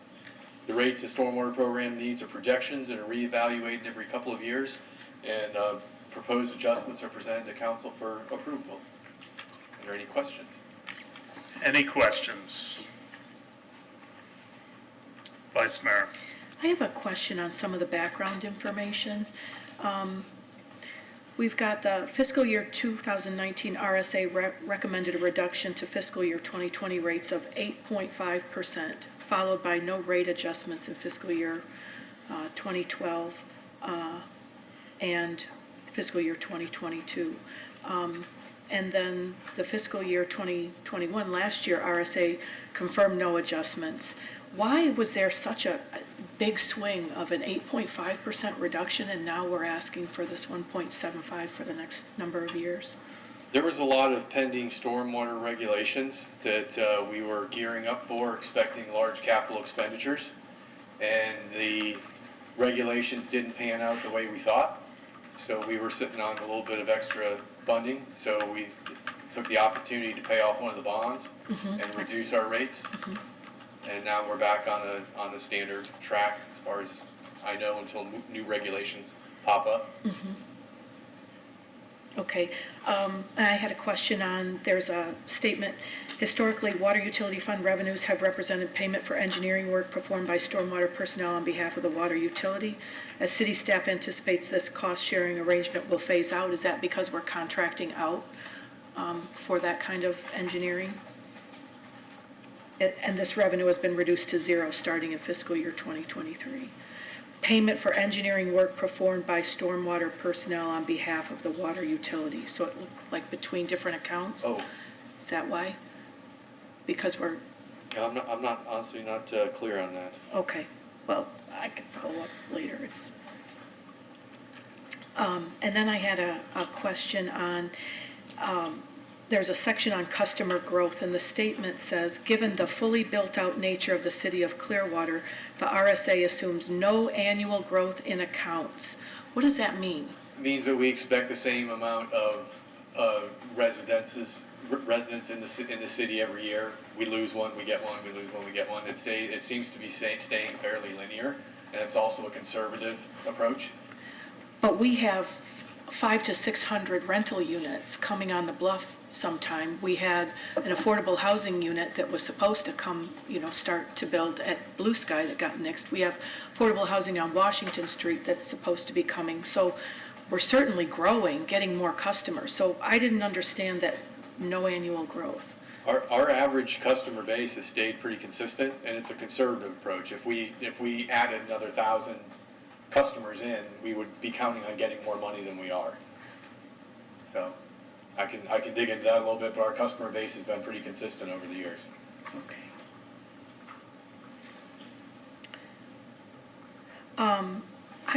I didn't understand, we've got currently the city's operating reserve balance is above the target due to management's diligence in securing historical grants and some different reasons. But it says above that, based on Stantec's industry experience, efficient utilities often target a minimum operating reserve in the range of 3 to 12 months of annual operating and maintenance expenses. And so what is ours above that? Because I thought ours was about 6 months, which would fall in between 3 and 12. How much are we above that target? I do not have those details at my fingertips. Okay. We are in a AAA bond rating, and that's partially because of how strong our fund is and how we've effectively leveraged it. Okay. Those are the questions I had. All right, well, hate to see rate increases. We've done a wonderful job, though, on stormwater compared to a lot of our neighbors. And I think that's critical, especially when we get those events that are unusual. We haven't had the flooding. So we'll talk about that further on Thursday, 7.2. Approved change order 1 to Biltmore Construction in the amount of $629,493 for the fabrication installation of Phase 2 of the downtown wayfinding program. Morning, Council. Kat Corcoran, Senior Landscape Architect for the Engineering Department. This is a continuation of the downtown wayfinding project that you've seen. Most of these signs will be located on the beach. They'll have a warmer color palette. So it's just more of the same. We've been very happy with the product that Biltmore and our fabricator Thomas Signs have delivered. And I do need to correct a typo in the sheet that you got. I apologize. There are not 61 signs included. There are 81. Any questions? Any questions? Well, it is a big number, but, we've got a lot of folks that are here that don't know where they're going. And so they do look great. I like the consistency, and I think it's a good program. Consent? Thank you. Thank you. 7.3. Approve a contract for purchase of real property by the Community Redevelopment Agency between the CRA and Peace Memorial Presbyterian Church. Good morning, Council. Suzanne Kramer, Real Estate Services Coordinator. This is a companion item to the CRA meeting agenda item from earlier this morning addressing the purchase agreement between the CRA and Peace Memorial Presbyterian. As you know, the CRA proposes to contract with Peace Memorial Presbyterian to purchase the real property located at 107 South Osceola Avenue. As a condition to closing, the seller has requested that the city vacate the alleyway located between the property and the seller's adjacent lot at 110 South Fort Harrison Avenue. The city agrees to cooperate in good faith with the seller in its vacation request and will cooperate and support the CRA in meeting the obligations and enjoying the benefits of the provisions provided for in the contract. The vacation will be brought to you at a later date. It's currently going through its internal approval process. To answer any questions. Any questions?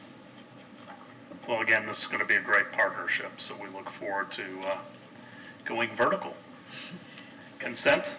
Yep. 7.4. Declare surplus certain real property identified as parcel number 102915683460000050 at 918 Palmetto Street. Hello again. The city-owned 918 Palmetto Street property is 5,200 square foot of unimproved land zoned residential. It was acquired in a certificate of title sale from Pinellas County Clerk as a result of foreclosure in December of 1997 for $0. It's currently being leased to Hope Academy and being used as a playground for their daycare located right next door at 920 Palmetto Street, The property owned by the Evans, Barnell and Sandra Evans, is located at 900 Palmetto Street, and it's about 7,881 square feet vacant lot. It's zoned commercial and is located in the proposed North Greenwood CRA district. The exchange is contingent upon declaration of the city parcel declared a surplus, termination of the lease between the city and Hope Academy, and the city being granted adequate access to the Evans property for the purposes of inspections. With the proposed land exchange, the city will receive a property with a higher appraised value, which is located again in the North Greenwood CRA district. The closing date is anticipated to be on or before December 19th of 2022. City closing costs are not to exceed $6,000. Happy to answer any questions. Any questions? Vice Mayor. What are the plans for Hope Academy that's there?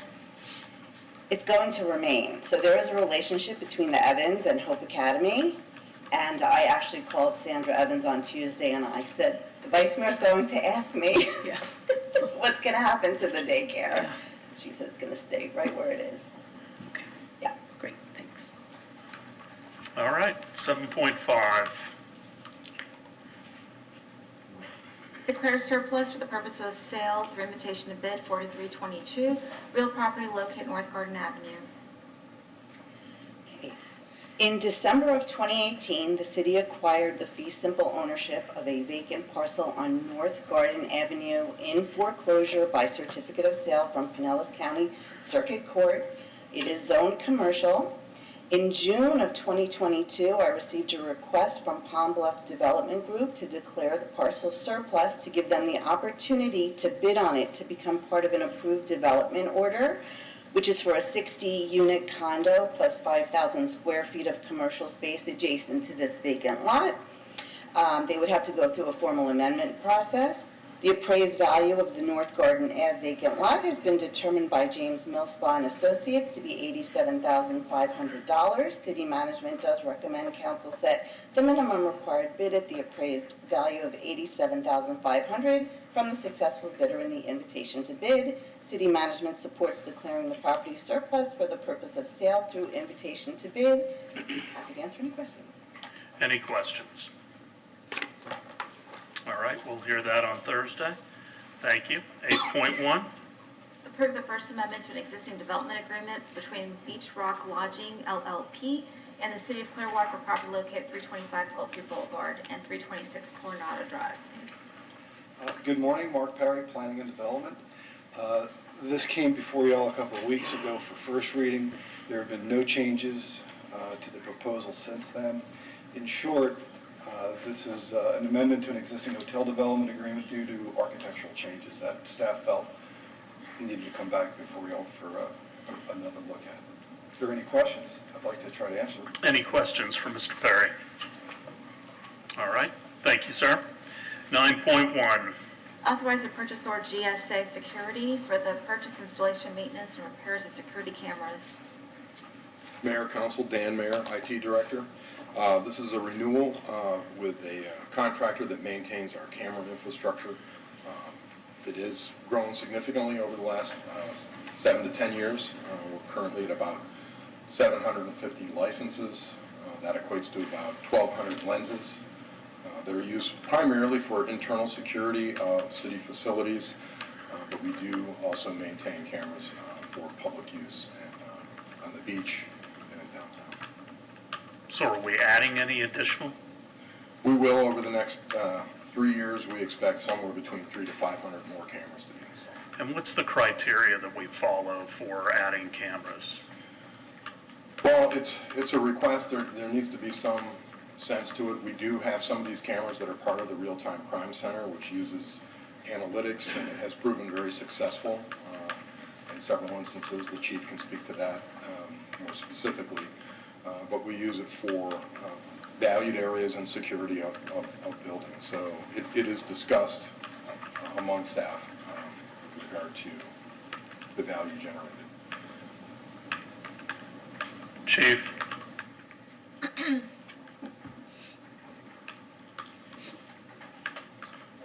cameras that will be coming up over the next 2 years will be related to traffic. So we use the traffic control devices, and then we also have visibility with the closed caption TV devices, which this would fall under. Can you just speak to, I think cameras are a great tool. At the same time, there's people that are always concerned about Big Brother, and they can be a deterrent, and they certainly can be a tool in, apprehending somebody that has perpetrated a crime. But how do you balance all that? Well, I think our focus has not been to put cameras in any area that, is residential or I think starts to cross that line between what is Big Brother. The focal point has been generally public areas, like, the idea is to build out cameras within Imagine Clearwater, Crest Lake Park, some of those locations where the public has come to just really, quite honestly, expect cameras to be in those areas. We've certainly seen the concern about the Big Brother thing change as society's kind of gotten used to a cell phone camera being everywhere you walk and everything being on Instagram the moment you trip on a curb. So we've seen a little bit of a kind of a less concern about that today than we did probably 10 years ago. But mostly the build-out that we're looking for are public common areas that we feel will allow us to police it without bodies, or at least with less bodies. Okay, thank you. Any other questions? Consent? Yep. 9.2. Authorize the purchase order of CDW Government LLC for the renewal of Pure Storage Evergreen Gold subscription. Mayor, Council, this is our data management system. We house approximately 20 terabytes of data on a daily basis transactionally. That's down from almost 30 about 4 years ago, with migration of more applications to hosted services or cloud services, or reducing some of our in-house maintenance. So our total capacity is approximately 30 terabytes, so we're at about just under a third at this stage. Proven to be a very successful product. Any questions for Mr. Mayor? Consent? Yes. Thank you, sir. 10.1. Authorize the purchase order to Applied Industrial Technologies for the maintenance, repair, operating supplies, industrial supplies, and related products. Good morning, Mayor and Council. Rich Gardner, Director of Public Utilities.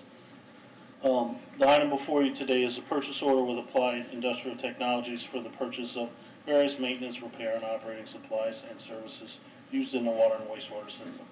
We're piggybacking off of a Maricopa County contract in the annual amount of $40,000 beginning on August 19th through December 31st of this year with 4 one-year renewals. I'm happy to answer any questions. Any questions? Consent? Yeah. 10.2. Approve a purchase order to Odyssey Manufacturing for removal and replacement of sodium hypochlorite tanks at Marshall Street Water Reclamation Facility. Rich Gardner, Director of Public Utilities. The item before you today is a purchase order for the installation of new sodium hypochlorite storage tanks at the Marshall Street Water Reclamation Facility. Odyssey Manufacturing was a low bidder at $68,500, and we added a $20,000 contingency for a total PO of $88,500. This is a one-time purchase, and we expect the project to be completed this year. I'm asking for your approval. I'm happy to answer any questions. Any questions for Mr. Gardner? Consent? 10.3. Increase domestic water, lawn water, wastewater collection, and reclaim water rates. Rich Gardner, Director of Public Utilities. The item before you today is an increase in drinking water, lawn water, wastewater collection, and reclaimed water rates annually by 3% effective October 1st of 2022 through October 1st of 2026. These fees were based upon an evaluation by the city's consultant Stantec, who along with Finance and Public Utilities is recommending the increase. We're also asking for an increase in the miscellaneous fees related to the water meter connection charges, taps on water mains, backflow preventer device installations, and fire lines installation charges based upon an analysis of actual costs performed by Public Utilities. I'm asking for you to adopt the revised ordinance 9570-22 which includes these rates. I'm happy to answer any questions. Any questions? Councilmember Albrecht. So, for a typical homeowner, what does that make the rate go up? I know it's 3%, but you calculated what that would be? I have not, but I can. Stantec, well, Good morning, I'm Leticia Duhalik, Managing Consultant with Stantec, and that was about $2.38 per month for the typical water bill, which is about 3,000 gallons per month, per residential unit, single family unit. Okay. Other questions or comments? Just a comment that we rank up there. And we're definitely ranking up there in terms of cost compared to other cities. I'm hearing so many complaints of this proposed increase. It's unbelievable. So we have a survey out there where we compare the typical water bill, and City of Clearwater is actually right in the middle of the pack compared to the surrounding communities. And historically, Clearwater has actually gone through 6.25% rate increase in 2018, and then about 4% exactly in the last 4 years. So we're actually reducing that growth in rates to 3%. We're asking for a reduction, if you will, in the growth, so from 4% to 3%. And that's in light of all of the macroeconomic, what's the word I'm looking for? The inflationary pressure that you're seeing throughout the country and throughout other utilities. On average, so the Bureau of Labor Statistics keeps track of an index that's specific to water and sewer. That particular index is averaged in the last 15 years at least 5%. In the last 10 years, about 4%. And so the City of Clearwater, yes, is looking at some adjustment up, but those adjustments are actually below that national average right now with the 3%. Well, we had another rate increase earlier in this agenda. I mean, I don't like seeing, but our employees were increasing their salaries, and we really have stayed ahead of water issues compared to some of our neighboring cities. I'm not going to cast aspersions, but we really have been ahead of the curve, and I think that's critical. And I think just, again, with the inflationary pressure that everybody else is seeing, basically your utility is kind of absorbing some of that from prior, planning and just being being well managed, so. Any other questions? Thank you. 11.1. Ratify and confirm increase to the current purchase order with Sunbelt Rentals for citywide equipment rental. Good morning. Earl Gloucester, Director, Solid Waste General Services. We're requesting this increase of $145,000, increase in the purchase order to $145,000 to cover $47,000 of costs already incurred. This is for rental equipment to keep the Long Center Natatorium running. The Dectron unit went down, I believe, back in February, and they're still working on it. Honeywell is still working on it. So we have rental equipment there to be able to keep that space functional. Questions? Any questions? Vice Mayor. So do we have contracts, obligations through the next months or years, or year for organizations that are contracted to have competitions and things in that pool? Like, how long are we obligated as we limp along and try to get that thing fixed? You're talking about events inside the... Right, like... I can't speak to that. Mr. Halios? I'm just thinking the option to close it down temporarily is not an option, right? No, I wouldn't support that. That's such a heavily used That's what I'm thinking. facility.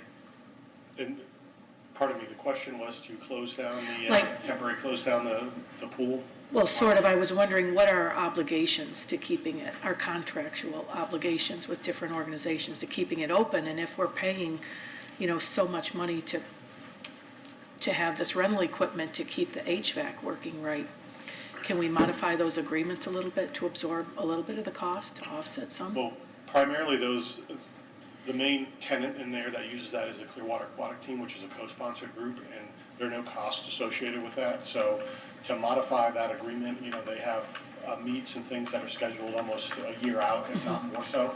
So to modify an agreement like that, to come back to an organization and ask them to contribute when that's not the case that we do normally throughout our organization, that would set a precedent that I don't know that, we would staff or necessarily recommend.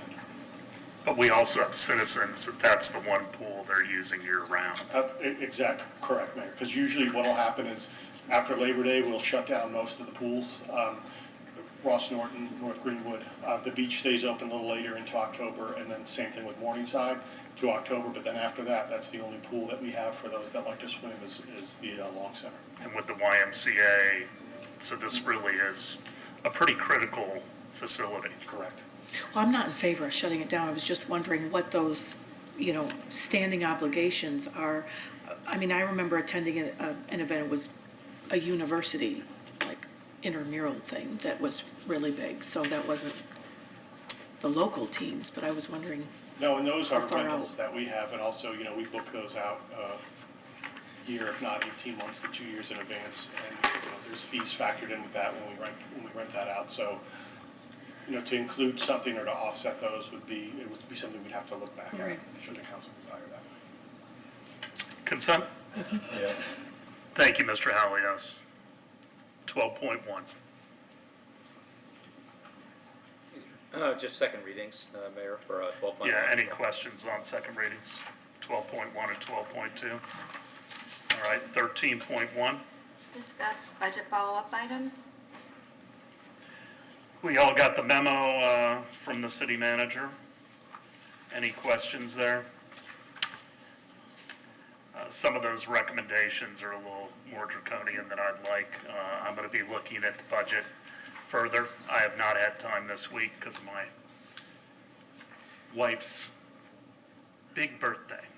But I'm going to be coming back with the city manager and talking about some other items. And seeing as I was the one that was interested in that quarter rate decrease, I'll come back with some ideas. Any questions at this time? Mayor, we do have Ms. Moulet here with a presentation that she's happy to provide for you today, if that's what you'd like to see. Okay.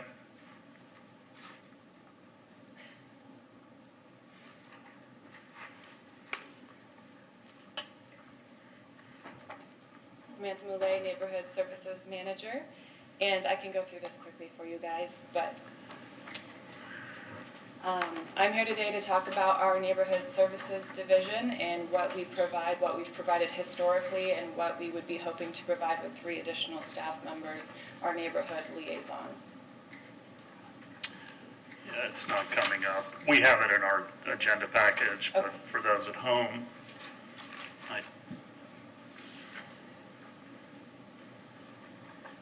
I'm getting a very distracting blue screen in front of us that's flashing black and blue.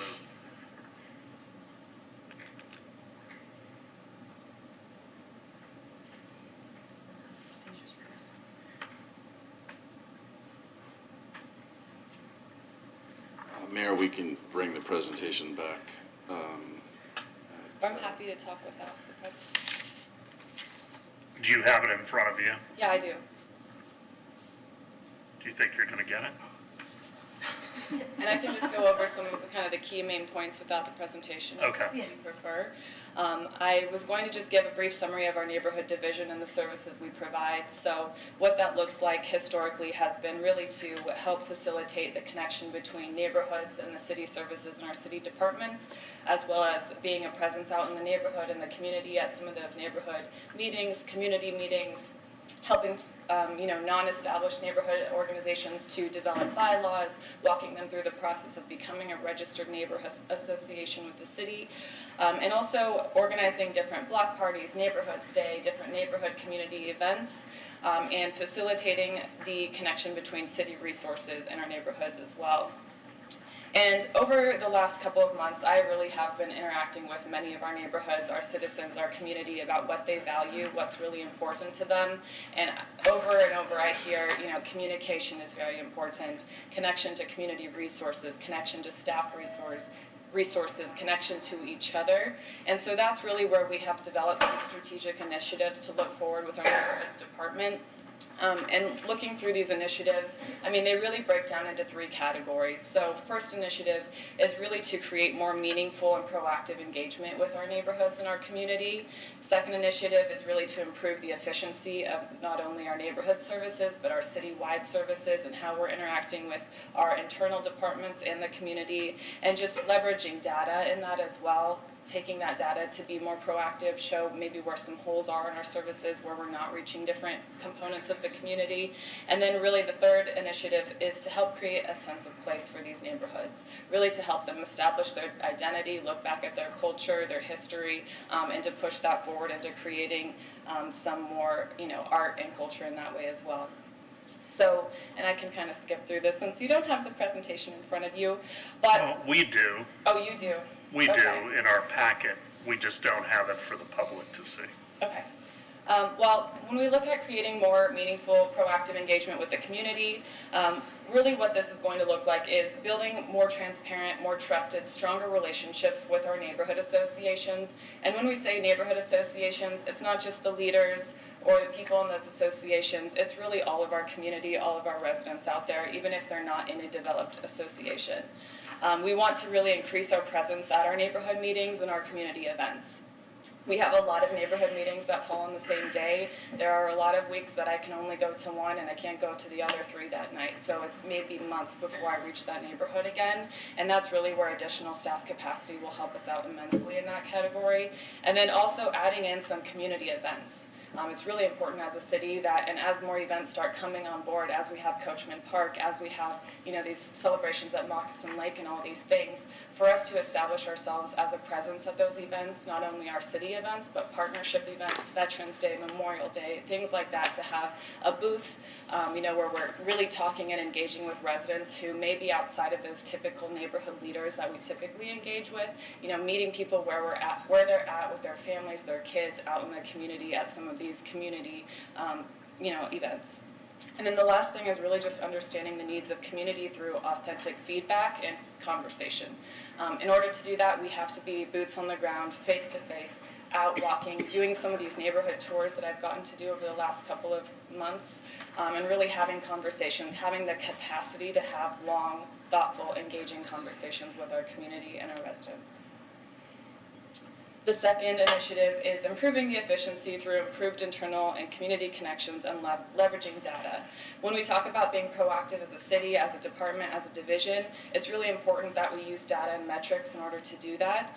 And, when we look at the types of data and metrics that we would be using, we'd want to be measuring, let's say, neighborhood equity. Where are we providing services? Where are we engaging? Where do we see people coming from when we have community engagement events? What neighborhoods are not showing up? What people are not showing up? And actually measuring that using data to be able to support our efforts. Collaborating with internal city departments and developing citywide community engagement strategies, and that's more of an internal on the city side. Neighborhoods department really is a good connector between our departments. We work with every department across the board, and there are some times where we're filling in holes, filling in gaps, and we're able to be that connector, and especially when we look community facing, and we look at how do we spread the message of some of our grant programming that we're offering through economic development, or our public utilities rates increases, or things like that. Neighborhoods really is able to help facilitate those messages out into the community. And then just engaging with community partners and stakeholders. We have a lot of partners and stakeholders, our schools, our community organizations, public services, all of these partners and stakeholders out there do offer value to the city and both of our residents. So it's important to loop each other into to what's going on both in our neighborhoods, our city, and our community. The last initiative is helping to create a sense of place by supporting and highlighting neighborhood efforts. And this really comes back down to our placemaking programs. Our placemaking was pretty strong a couple of years ago. We had someone come in and really really establish that program, which is great. So we have all sorts of great programs, storm drain mural painting, dumpster painting. We got to paint 3 dumpsters in the Gateway last weekend that are very beautiful on Cleveland Street, helping to promote neighborhood signage, neighborhood programming, and placemaking can be all sorts of things. It doesn't have to be art, right? It could be community events, art events. It could be we're helping to restore some historical monuments in a neighborhood. So it's just whatever that neighborhood identifies as their sense of place, getting to support them, and also recognize those efforts. So when those efforts take place, making sure that we're showing that to the community, outside of Clearwater, inside of Clearwater, across the board, and celebrating our neighbors that are really working towards that. This is the three tiers of the stool showing where those neighborhood liaisons would be in order to support that healthy neighborhood structure at the top of the stool. So what we would be looking at is we'd have 3 of our liaisons, 3 neighborhood coordinators, and they would be specialized. So when we are hiring those coordinators, really specializing, this one has an interest in sort of that placemaking identity. This one has an interest in in community outreach and engagement, and this one may have an interest in skills and data analysis, mapping, that GIS, those really important skills when we're looking at plotting out our neighborhoods. And I broke that down even further here. So basically each of these categories would be each neighborhood coordinator. And I broke down more of that, kind of that day-to-day, what they'd be working on, those projects. Some of these we already have, some of them are current, they're just not very well supported. We don't have the capacity really to support them as well as we'd want in the community, or to be as proactive. For example, for placemaking projects right now, we're very reactive. We can't necessarily be out there to help support those projects when they're taking place. It would be great if we could have someone who specializes in placemaking and art to be able to support those, be on site, help engage, and show our presence as a city. And then data mapping, analytics, really to help support that neighborhood registration, the data, the contacts, making sure that's always current and up to date. When we look at reaching out to our neighborhoods to let them know about projects or construction or anything like that, it's really vitally important that we have all up-to-date information on neighborhood boundaries, leadership, contact information, those types of things. They'd also be working with, our emergency management. Neighborhoods are a very vital piece of emergency management when it comes to boots on the ground and having connections when and if something does happen. And being able to kind of, again, monitor the data that we have, that IT has, that we aren't utilizing right now, and making sure that we're utilizing that in the future. And then on the community outreach and engagement side of things, attending those community events, working with our special events department, Coachman Park, making sure we're out there engaging in the community, having tables, booths, surveys, things like that to, again, reach those people that we aren't reaching right now.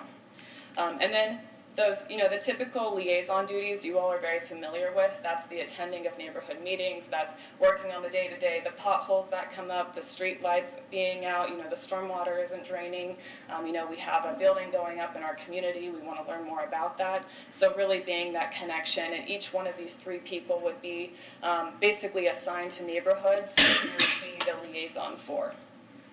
And there was a question last meeting about, would that be zoned out? How would you assign those neighborhood coordinators? And at this point, I don't think it would be zone-based, because there are some zones that have very, very active neighborhoods, and there are some zones that don't.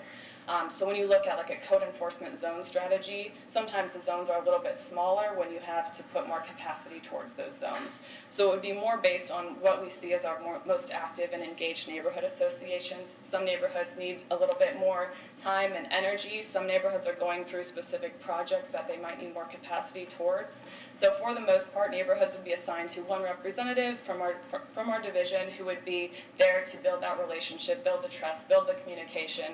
But if anything came up, a neighborhood was more active, maybe we had a new neighborhood come online, then those would be assigned based on capacity.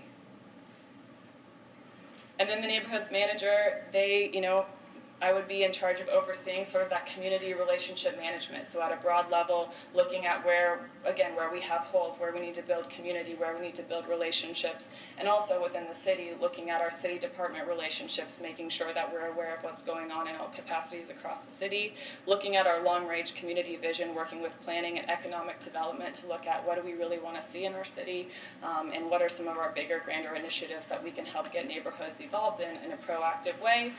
Working with supporting our Office of Innovation initiatives, we do fly under the Office of Innovation, and there are lots of fun things going on there that we are looking to support and gain momentum in. And then working with our emergency management, our outreach communication, developing policy procedures, and then when we put together a grant program, working on that and overseeing that as well. And I will take any questions. Questions for Ms. Millay? Vice Mayor. Thank you for this presentation. This is so uplifting and positive, and happy to support growing this department. This is the face of the city. This is what residents ask for every single day, and it's just hopeful, and it provides a sense of community, but individuality as well, giving people the attention that they need and allowing for that unique celebration of what each neighborhood has. I think it's just such a positive investment. I really do. And I love the work that you're doing. And it's so many after hours, weekends and after normal hours. I mean, it's it's a tough job. It takes a special person, but super important. So as you're reconstituting the department, and back when we had a more robust neighborhoods department, one of the things I did hear from neighborhood leaders, well, let me rephrase that. How are you going to find out, what's your process for finding out how neighborhoods want to interact with your department? I think most of them, so when we look at neighborhoods, right, it's a very broad category of what that means. We have our big civic associations, Island Estates, we have some of our condo associations, we have, smaller communities, and I think most of the historical associations have been very clear about how they want to interact and how they want to be engaged, but I think there are a lot of them out there that we don't know that yet. So I think it's important when we have these holes in our map, right, this map shows, and sorry for everybody at home, but this map shows where we have neighborhood associations currently. So, and I know there are neighborhood associations out there that are not registered with the city of Clearwater. These are only registered neighborhood associations. So that's part of having staff and having capacity to be proactive, to have those kind of communications out into those areas that maybe there are neighborhood associations and they don't even know we have a neighborhoods division yet. So I think it's again just about touching base with all the associations and finding out how they want to be engaged with, how they want to be communicated with, and talking to them about the services that we have available. Yeah, I don't see a map that identifies the neighborhood associations. I see a map of the entire city. So if you look very closely, and it's just a little bit, colored, the yellow squares, the yellow outlined boxes on that current neighborhood geography. Okay. Yeah. So, and then the grayed areas are the county areas, but those yellow boxes, anything yellow and outlined as a neighborhood association established and registered with the city. But we had one just last week that had reached out that seems to be a pretty established neighborhood that we have never interacted with through our division. So to answer your question, I think it's just about healthy and transparent communication to see how they want to be involved. And some of them, they have their once-a-year meetings and they don't want anything to do with our services, and that's okay too. Well, no, I just want us to be very intentional and specific in asking them what they want. Sure. I can tell you we used to have some council members that went to every single neighborhood meeting. I had one of the presidents say they really wish that those council members did not show up to every meeting because they wanted to talk about the city openly without somebody there. And so I think, we have to be that forward in asking, how do you really want us to interact? Sure. Because it can be different with every single neighborhood. And I think that would be a really great question. We have a registration we send out annually to update, any kind of meeting information or contacts. I think that would be a great question to ask proactively on that survey to say, do you want us to attend every meeting? Is it once a year you want the city involved? Every meeting you want the city involved? Because we don't really have that information right now. But also when you're specializing with those three coordinators and they have,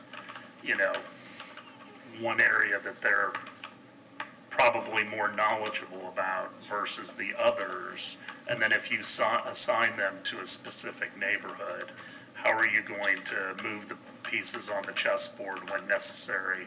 Sure. And that's purposeful, and that is what I'm hoping will create some team engagement throughout, because we don't want, and this is a great point to bring up as well, is we don't want one of those legs of the stool to leave, and then we're all like, we didn't have any idea what was going on in that neighborhood, right? So you do want collaboration, you want cross-communication and pollination between the different neighborhoods and projects. So what we've constructed is a structure that basically says, geographically or location-based, this is what you're assigned to, but you're working on a placemaking project. So you're going to work on this with this person who's placemaking. So there'll always be two people working on pretty much every project or engagement or initiative. And that way, if someone leaves, right, we're not stuck in the situation which we've been stuck in a couple times over the last years where someone leaves and the entire program collapses. We'll have some backbone and some foundation to that. Well, and hopefully documentation. And documentation. That stays behind regardless of what happens with personnel. So, any other questions or comments? All right, thank you. Thank you. Mr. Margolis, anything? I just wanted to say thank you, especially to Laura Mahoney for her work on the item with Peace Memorial. That was a complex, nuanced deal that had a lot of unique aspects to it. They're different than a lot of other real estate deals. But Mayor, as you pointed out, that was really a win-win. And Laura's not the type to toot her own horn, so I just wanted to do it for her and say how much I appreciate her. Thank you. All right, council discussion items. 15.1, discuss PSTA. Transit Center, Councilmember Albritton. Thank you, Mayor. As the PSTA board member for City of Clearwater, last week started with some exciting news and ended with some confusion. So I want to kind of go over some history. So if you indulge me with this, I'll try to be as brief as I can. Last Monday, I received a call from Brad Miller, the CEO of the Pinellas Suncoast Transit Authority, with great news that PSTA was approved for the federal raise grant for $20 million for the construction of Clearwater's Intermodal Center on the corner of Court Street and Myrtle Avenue. This project has been talked about since 2010 in the run-up for the Green Light Pinellas referendum that was put to the voters of Pinellas County in 2014. Greenlight Pinellas asked the citizens of Pinellas to levy a 1-cent sales tax to fund premium bus service and offer passenger rail service as well. In preparation for the referendum, Clearwater proceeded to buy the Tampa Bay Times building property and the parcel next to it that I own. Clearwater came to me asking me to sell my parcel as the block would be an optimum site for an intermodal center because the location was perfect with bus access directly off of Court Street, which is Highway 60, and rail off of Southeast Avenue, which also is the Fred Marquise Pinellas Trail. The Greenlight referendum failed, but Ken Welsh, the board chair of PSTA at that time, issued the following statement regarding the non-passage of Greenlight. Quote, while tonight's election result wasn't the outcome we hoped for, we're grateful to have the conversation in our community about the need for better transportation options for the future of Pinellas County. PSTA's goal of providing the best transit service to the community remains our priority, and we will continue to provide the most effective service possible within the constraints of our limited property tax base. The discussion of improved transportation options must continue. Close quotes.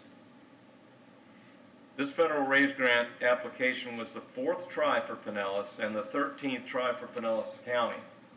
Pinellas County never has received a federal raise grant until now. In our post-grant meetings before, when we failed to acquire the grant, FDOT found that we always ranked in the top qualifying applications, and we tweaked the ask on the original application down to $20 million instead of $25 million. Also, the resolution council passed unanimously last July, swapping the city parcel on Court Street and Myrtle with PSTA's site on Garden and Pierce, showed that the city has skin in the game and effectively clinched the grant. The Intermodal Center will be a high-tech facility that is much more than a bus station. PSTA is committed to being fully electric by 2050 and leads other public bus authorities in Florida with its electric bus fleet. Hundreds of people, including elected officials, have had a hand in supporting this project. FDOT has committed $2.3 million in funding, and more may come from Pinellas County. With all the good news and investment money coming to Clearwater's downtown, this is a perfect time to build a new transit center that will be key in supporting the new development. As the mayor said in a press conference on the site last September, many will say the government doesn't look into the future. That is not the case with this piece of property. Being on Highway 60 and alternate 19, this is the obvious location. John Jennings has known about my passion for this project since before he was hired as city manager. We've had many conversations about the importance of this project for our downtown. Since the beginning of this year, he has brought up alternate sites for the transit center as he believes there may be a better use for the site on Court and Myrtle. At no time has he told me that this site is off the table. Some alternate sites were discussed, and I know he also mentioned them to Brad Miller. Again, never mentioned this site was off the table. So here we are now at the time that should be a joyous occasion for the hundreds of people that fully supported this project. Instead, we have sent a message of confusion to all that read the article by Tracy McManus in the Times last week. I want to be clear in saying that I fully support the transit center on the site that the council unanimously supported last summer. And I'm asking for a consensus of council today to support the site and move forward with this project. Well, Thank you, Councilmember. Well, I've got a couple questions, and Mr. Miller's here. Also would like to recognize Janet Long, one of our county commissioners. Mr. Miller, there's still a funding gap, is there not? Come on up. Good morning, Mayor, Council. Thank you for having me. We have revised our estimate based on the inflation. Sure. Just to be prepared. And with the revised number, the price has gone up, creating a funding gap from what we originally put into the grant application. However, I'm very confident either through PSTA reorienting its own capital project plans, or as Councilmember Albritton mentioned, if we're able to secure some county funding, we will be finally able to get this project done. We were very, very happy to finally get, after many, many years, and I acknowledge, I've heard many times your frustration, my own frustration, Councilman Albritton's frustration, that parcel has stayed there for so long and not gotten done. Now we're there. Now we have the opportunity with this $20 million, and we will be able to get a transit center, the city can get their city hall, and you'll be able to get, we'll give you the Park Street site, so the city will have that too. We can finally make this stuff happen. No, I was there I was mayor when we bought the parcel because it was adjacent to CSX, which I think we always hoped would be light rail or a BRT of some sort. But how long is the raise grant good for? I mean, you say you're going to fill the gap, okay?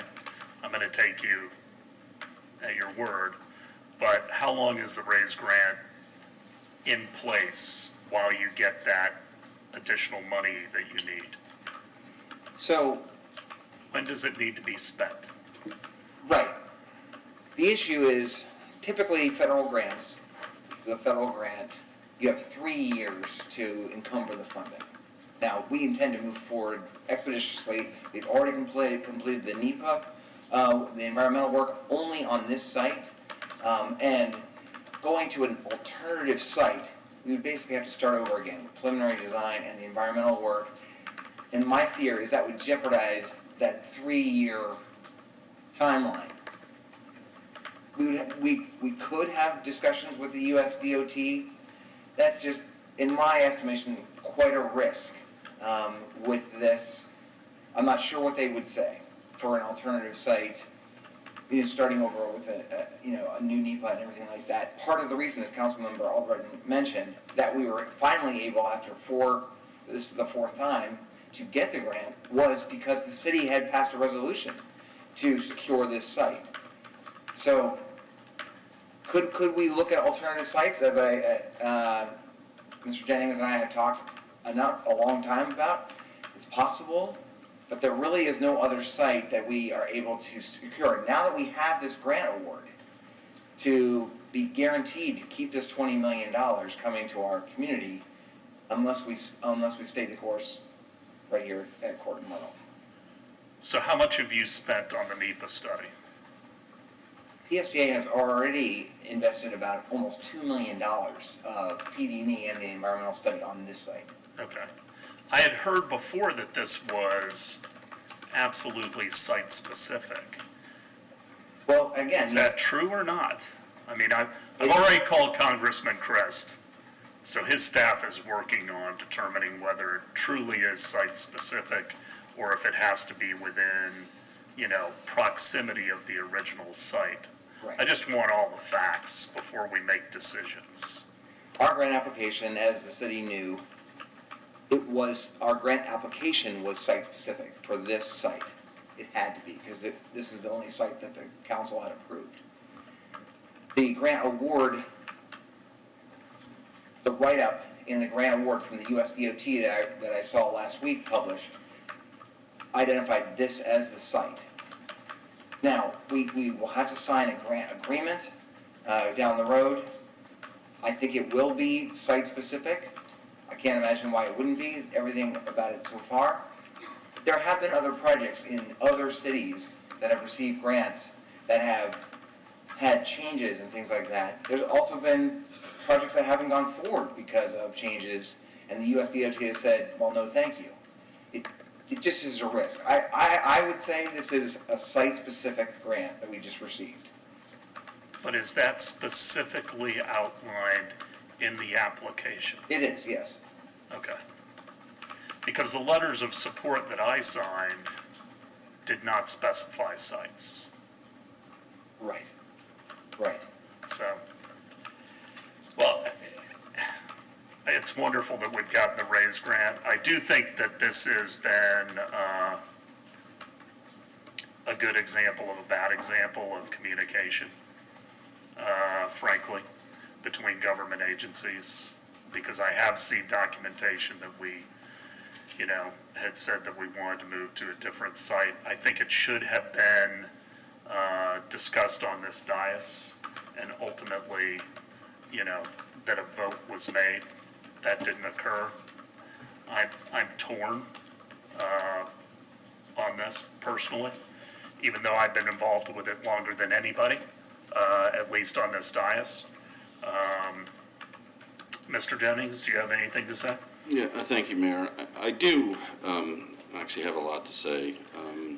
When I was hired, Councilmember Albrecht mentioned that he had talked about his priorities prior to even my beginning the job or during the interview process. But the overwhelming theme during my interview process was you wanted a city manager to come in and look anew at everything, which is what I've been doing. And so in November, when I started, November 8th is when I started, I began that process in earnest, looking at kind of land use and all kinds of other matters in the downtown, and I spoke with all of you with the exception of Councilmember Teixeira, because she was not on the council at the time. At one point, there was an idea to build a parking garage with City Hall on the top of the parking garage there at where the PSTA site terminal is today. There were a lot of discussions about where to put City Hall. In March of this year, the council supported moving City Hall, the majority of the council supported moving City Hall to adjacent to the current both police station and other government facilities. There is no one, especially me, who does not want to see a new multimodal facility in Clearwater.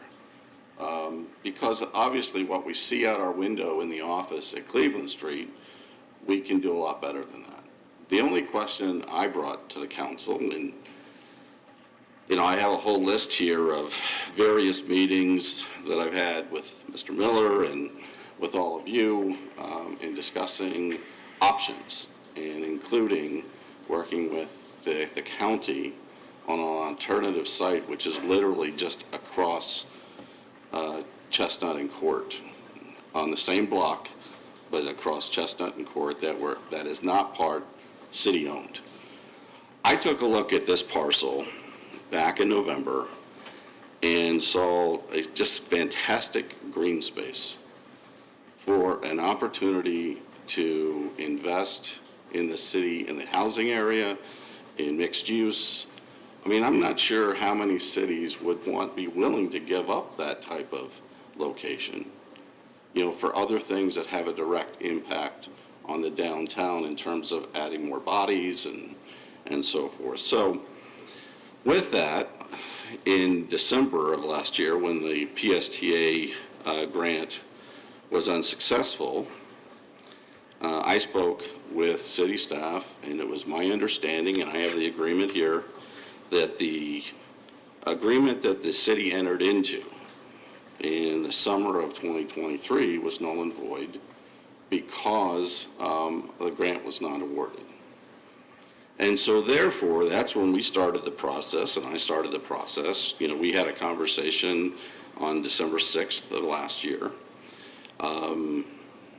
Our city attorney's office sent an email on December 8th of 21 to corresponding counsel for PSTA, indicating that this was a location that we saw better opportunities on. I did not do this in a vacuum. It was a conversation I've had with all of you, again, with the exception of Councilmember Teixeira. My job is not to just go wing everything just because this is what I believe. My job is to talk with all of you, get your sense of what you think, and then try to craft that on the operational side. And so that is essentially what has been done here. I had any number of conversations with Mr. Miller. He's a very good man. We've had many conversations. At no time, though, did you kind of push back on the idea of changing sites, and hence the reason why, in fact, as late as last Monday, when Councilmember Albritton called me to let me know about the fantastic news, I specifically said I hope they're not going to release the Court and Myrtle location as their place.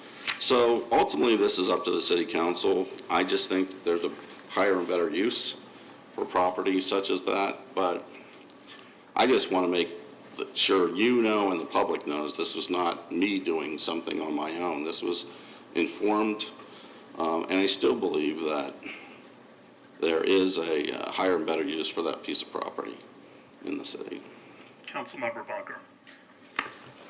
I don't recall us having a conversation about this anywhere down the road. I mean, I felt blindsided when I saw Tracy McManus's article. I had no idea that that was off the table. We all recently signed letters in support of this grant. I don't know why we would have not been informed before sending out those letters that this is off the table. I think it's a valuable project, and as much as I agree with you that that would be a wonderful spot for housing, the lot you're talking about is right across the street from there? It's south of the Walgreens site, Okay. along the East Avenue, Turner to Chestnut, east to Myrtle. So why wouldn't that site be terrific for housing as opposed to the lot that we had already set aside for it? I thought set aside. The city doesn't own that part, the property, it's county owned. And private, one portion. Well, Any other comments? I'd hate to see the project delayed or seriously risk losing that grant. So I prefer to move forward with it as is. Councilmember Teixeira? Well, as Mr. Jennings said, I was not part of the whole conversation before March of this year. But as a private citizen, and I used to follow the council meetings, I would remember Councilman Albritton talking about this almost every month. And it's quite disheartening, really, because I look at this as a success story of a bunch of people that worked so hard and never gave up, right? 4 times. And then to have got this great news and then have the waters muddied, I think is so sad. I'm not aware of any formal discussion removing this off the table. The discussions that I do recall were very vague and abstract because the grants were always refused. So these were discussions, but I don't recall any decision or being asked, can we remove it off the table? But then again, I'm a latecomer, but I'm not willing to risk this, not after all this hard work. And we always have other possibilities to put housing, even if they're not owned by us. But to risk this grant after all the hard work by so many people is not something I'm willing to do. Vice Mayor? I agree with what my peers have said so far. I was not informed that this was formally off the table. This will not be considered as part of the grant. I support that location. It'd take a lot to walk away from $20 million or risk it or delay the project, let alone $2 million that's been put in for environmental studies before. I think it'll work. I think, I'm not going to say any more about the housing because we have had housing projects ready to go, shovel ready, and have been pulled out. So, to use an argument that housing would go there, housing can go other places as well. This one's been planned for. Well, I think we need to move forward. I do think this is a teachable moment for everybody because I think the communication sucked. Okay? And it's something we need to avoid in the future. I do want to get control of the current PSTA site because that, along with the county lot, is certainly a parcel that I'd like to have control of. This is a little bit cleaner in that there is an actual swap. There is participation by the city because the parcels are not of equivalent value. So I think I'm hearing consensus, Councilmember Albritton. Thank you. That we move forward on the Court and Myrtle site. So, okay. Very good. Great. Thank you. Thank you. All right. Any future business items that any of the council would like to add to the agenda? Vice Mayor? I'll give an update at our next work session on the Florida League of Cities conference. Okay. Very good. Anything else? Mr. Sorry, just Margolis? on 15.1 before we share information. Just, council doesn't have to answer this at this moment, but just something I want to put out there for consideration. Council will have to decide whether, as a condition precedent to closing, it will be a requirement that PSTA obtain any gap funding that they need. In other words, is council willing, and you don't have to answer this right now, but is council willing to consummate the exchange of the real estate even though they are still seeking some of that gap funding? Or does council want to say, we will not close on the real estate and actually exchange it until that funding has been secured? That's a question that council's gonna have to consider. The second part of that is that if council does want to wait on closing until they've secured the funding, then how long would council like to give them to secure that funding? Again, we don't need to answer that at this moment, but just wanted to put that out there for conversation as we negotiate this agreement. Thank you, because that's something I actually raised with the city attorney. I do not want to exchange the property until all the funding is in place. And I do believe that there ought to be a time frame in which that gap needs to be filled. I don't know what the proper amount of time is. That's one of the reasons I asked how long the raised grant is good for. But until that gap has been filled by whatever organization is going to fill it, I don't think we should have an exchange. That's my personal opinion. I think that's fair. Well, you know, we've been waiting 10 years for this. We've had a site that's been prepared and ready for this, so I think now that finally got the grant, that things will be moving along. So I don't have a problem with that, because I think we're going to be able to remedy that gap within a short period of time. Which is fine, but it doesn't make sense to exchange the property if we're not getting the depot built. I think that's reasonable as well. I think we bought it in '06, so we've been waiting 16 years. So, but we can discuss that when we actually have, you know, time parameters that are based upon facts rather than just saying some arbitrary number. So is the direction from council for the city attorney's office to resume our negotiation with PSTA? Because that had gone on pretty far into that process at the time that PSTA was notified at the end of November that they were not going to receive the grant at that time. So would council like us to pick up where we left off with PSTA in that regard? I believe so. Everyone comfortable with that? Yes? All right. Anything else for the good of the order? All right, we will see everybody Thursday. We are adjourned.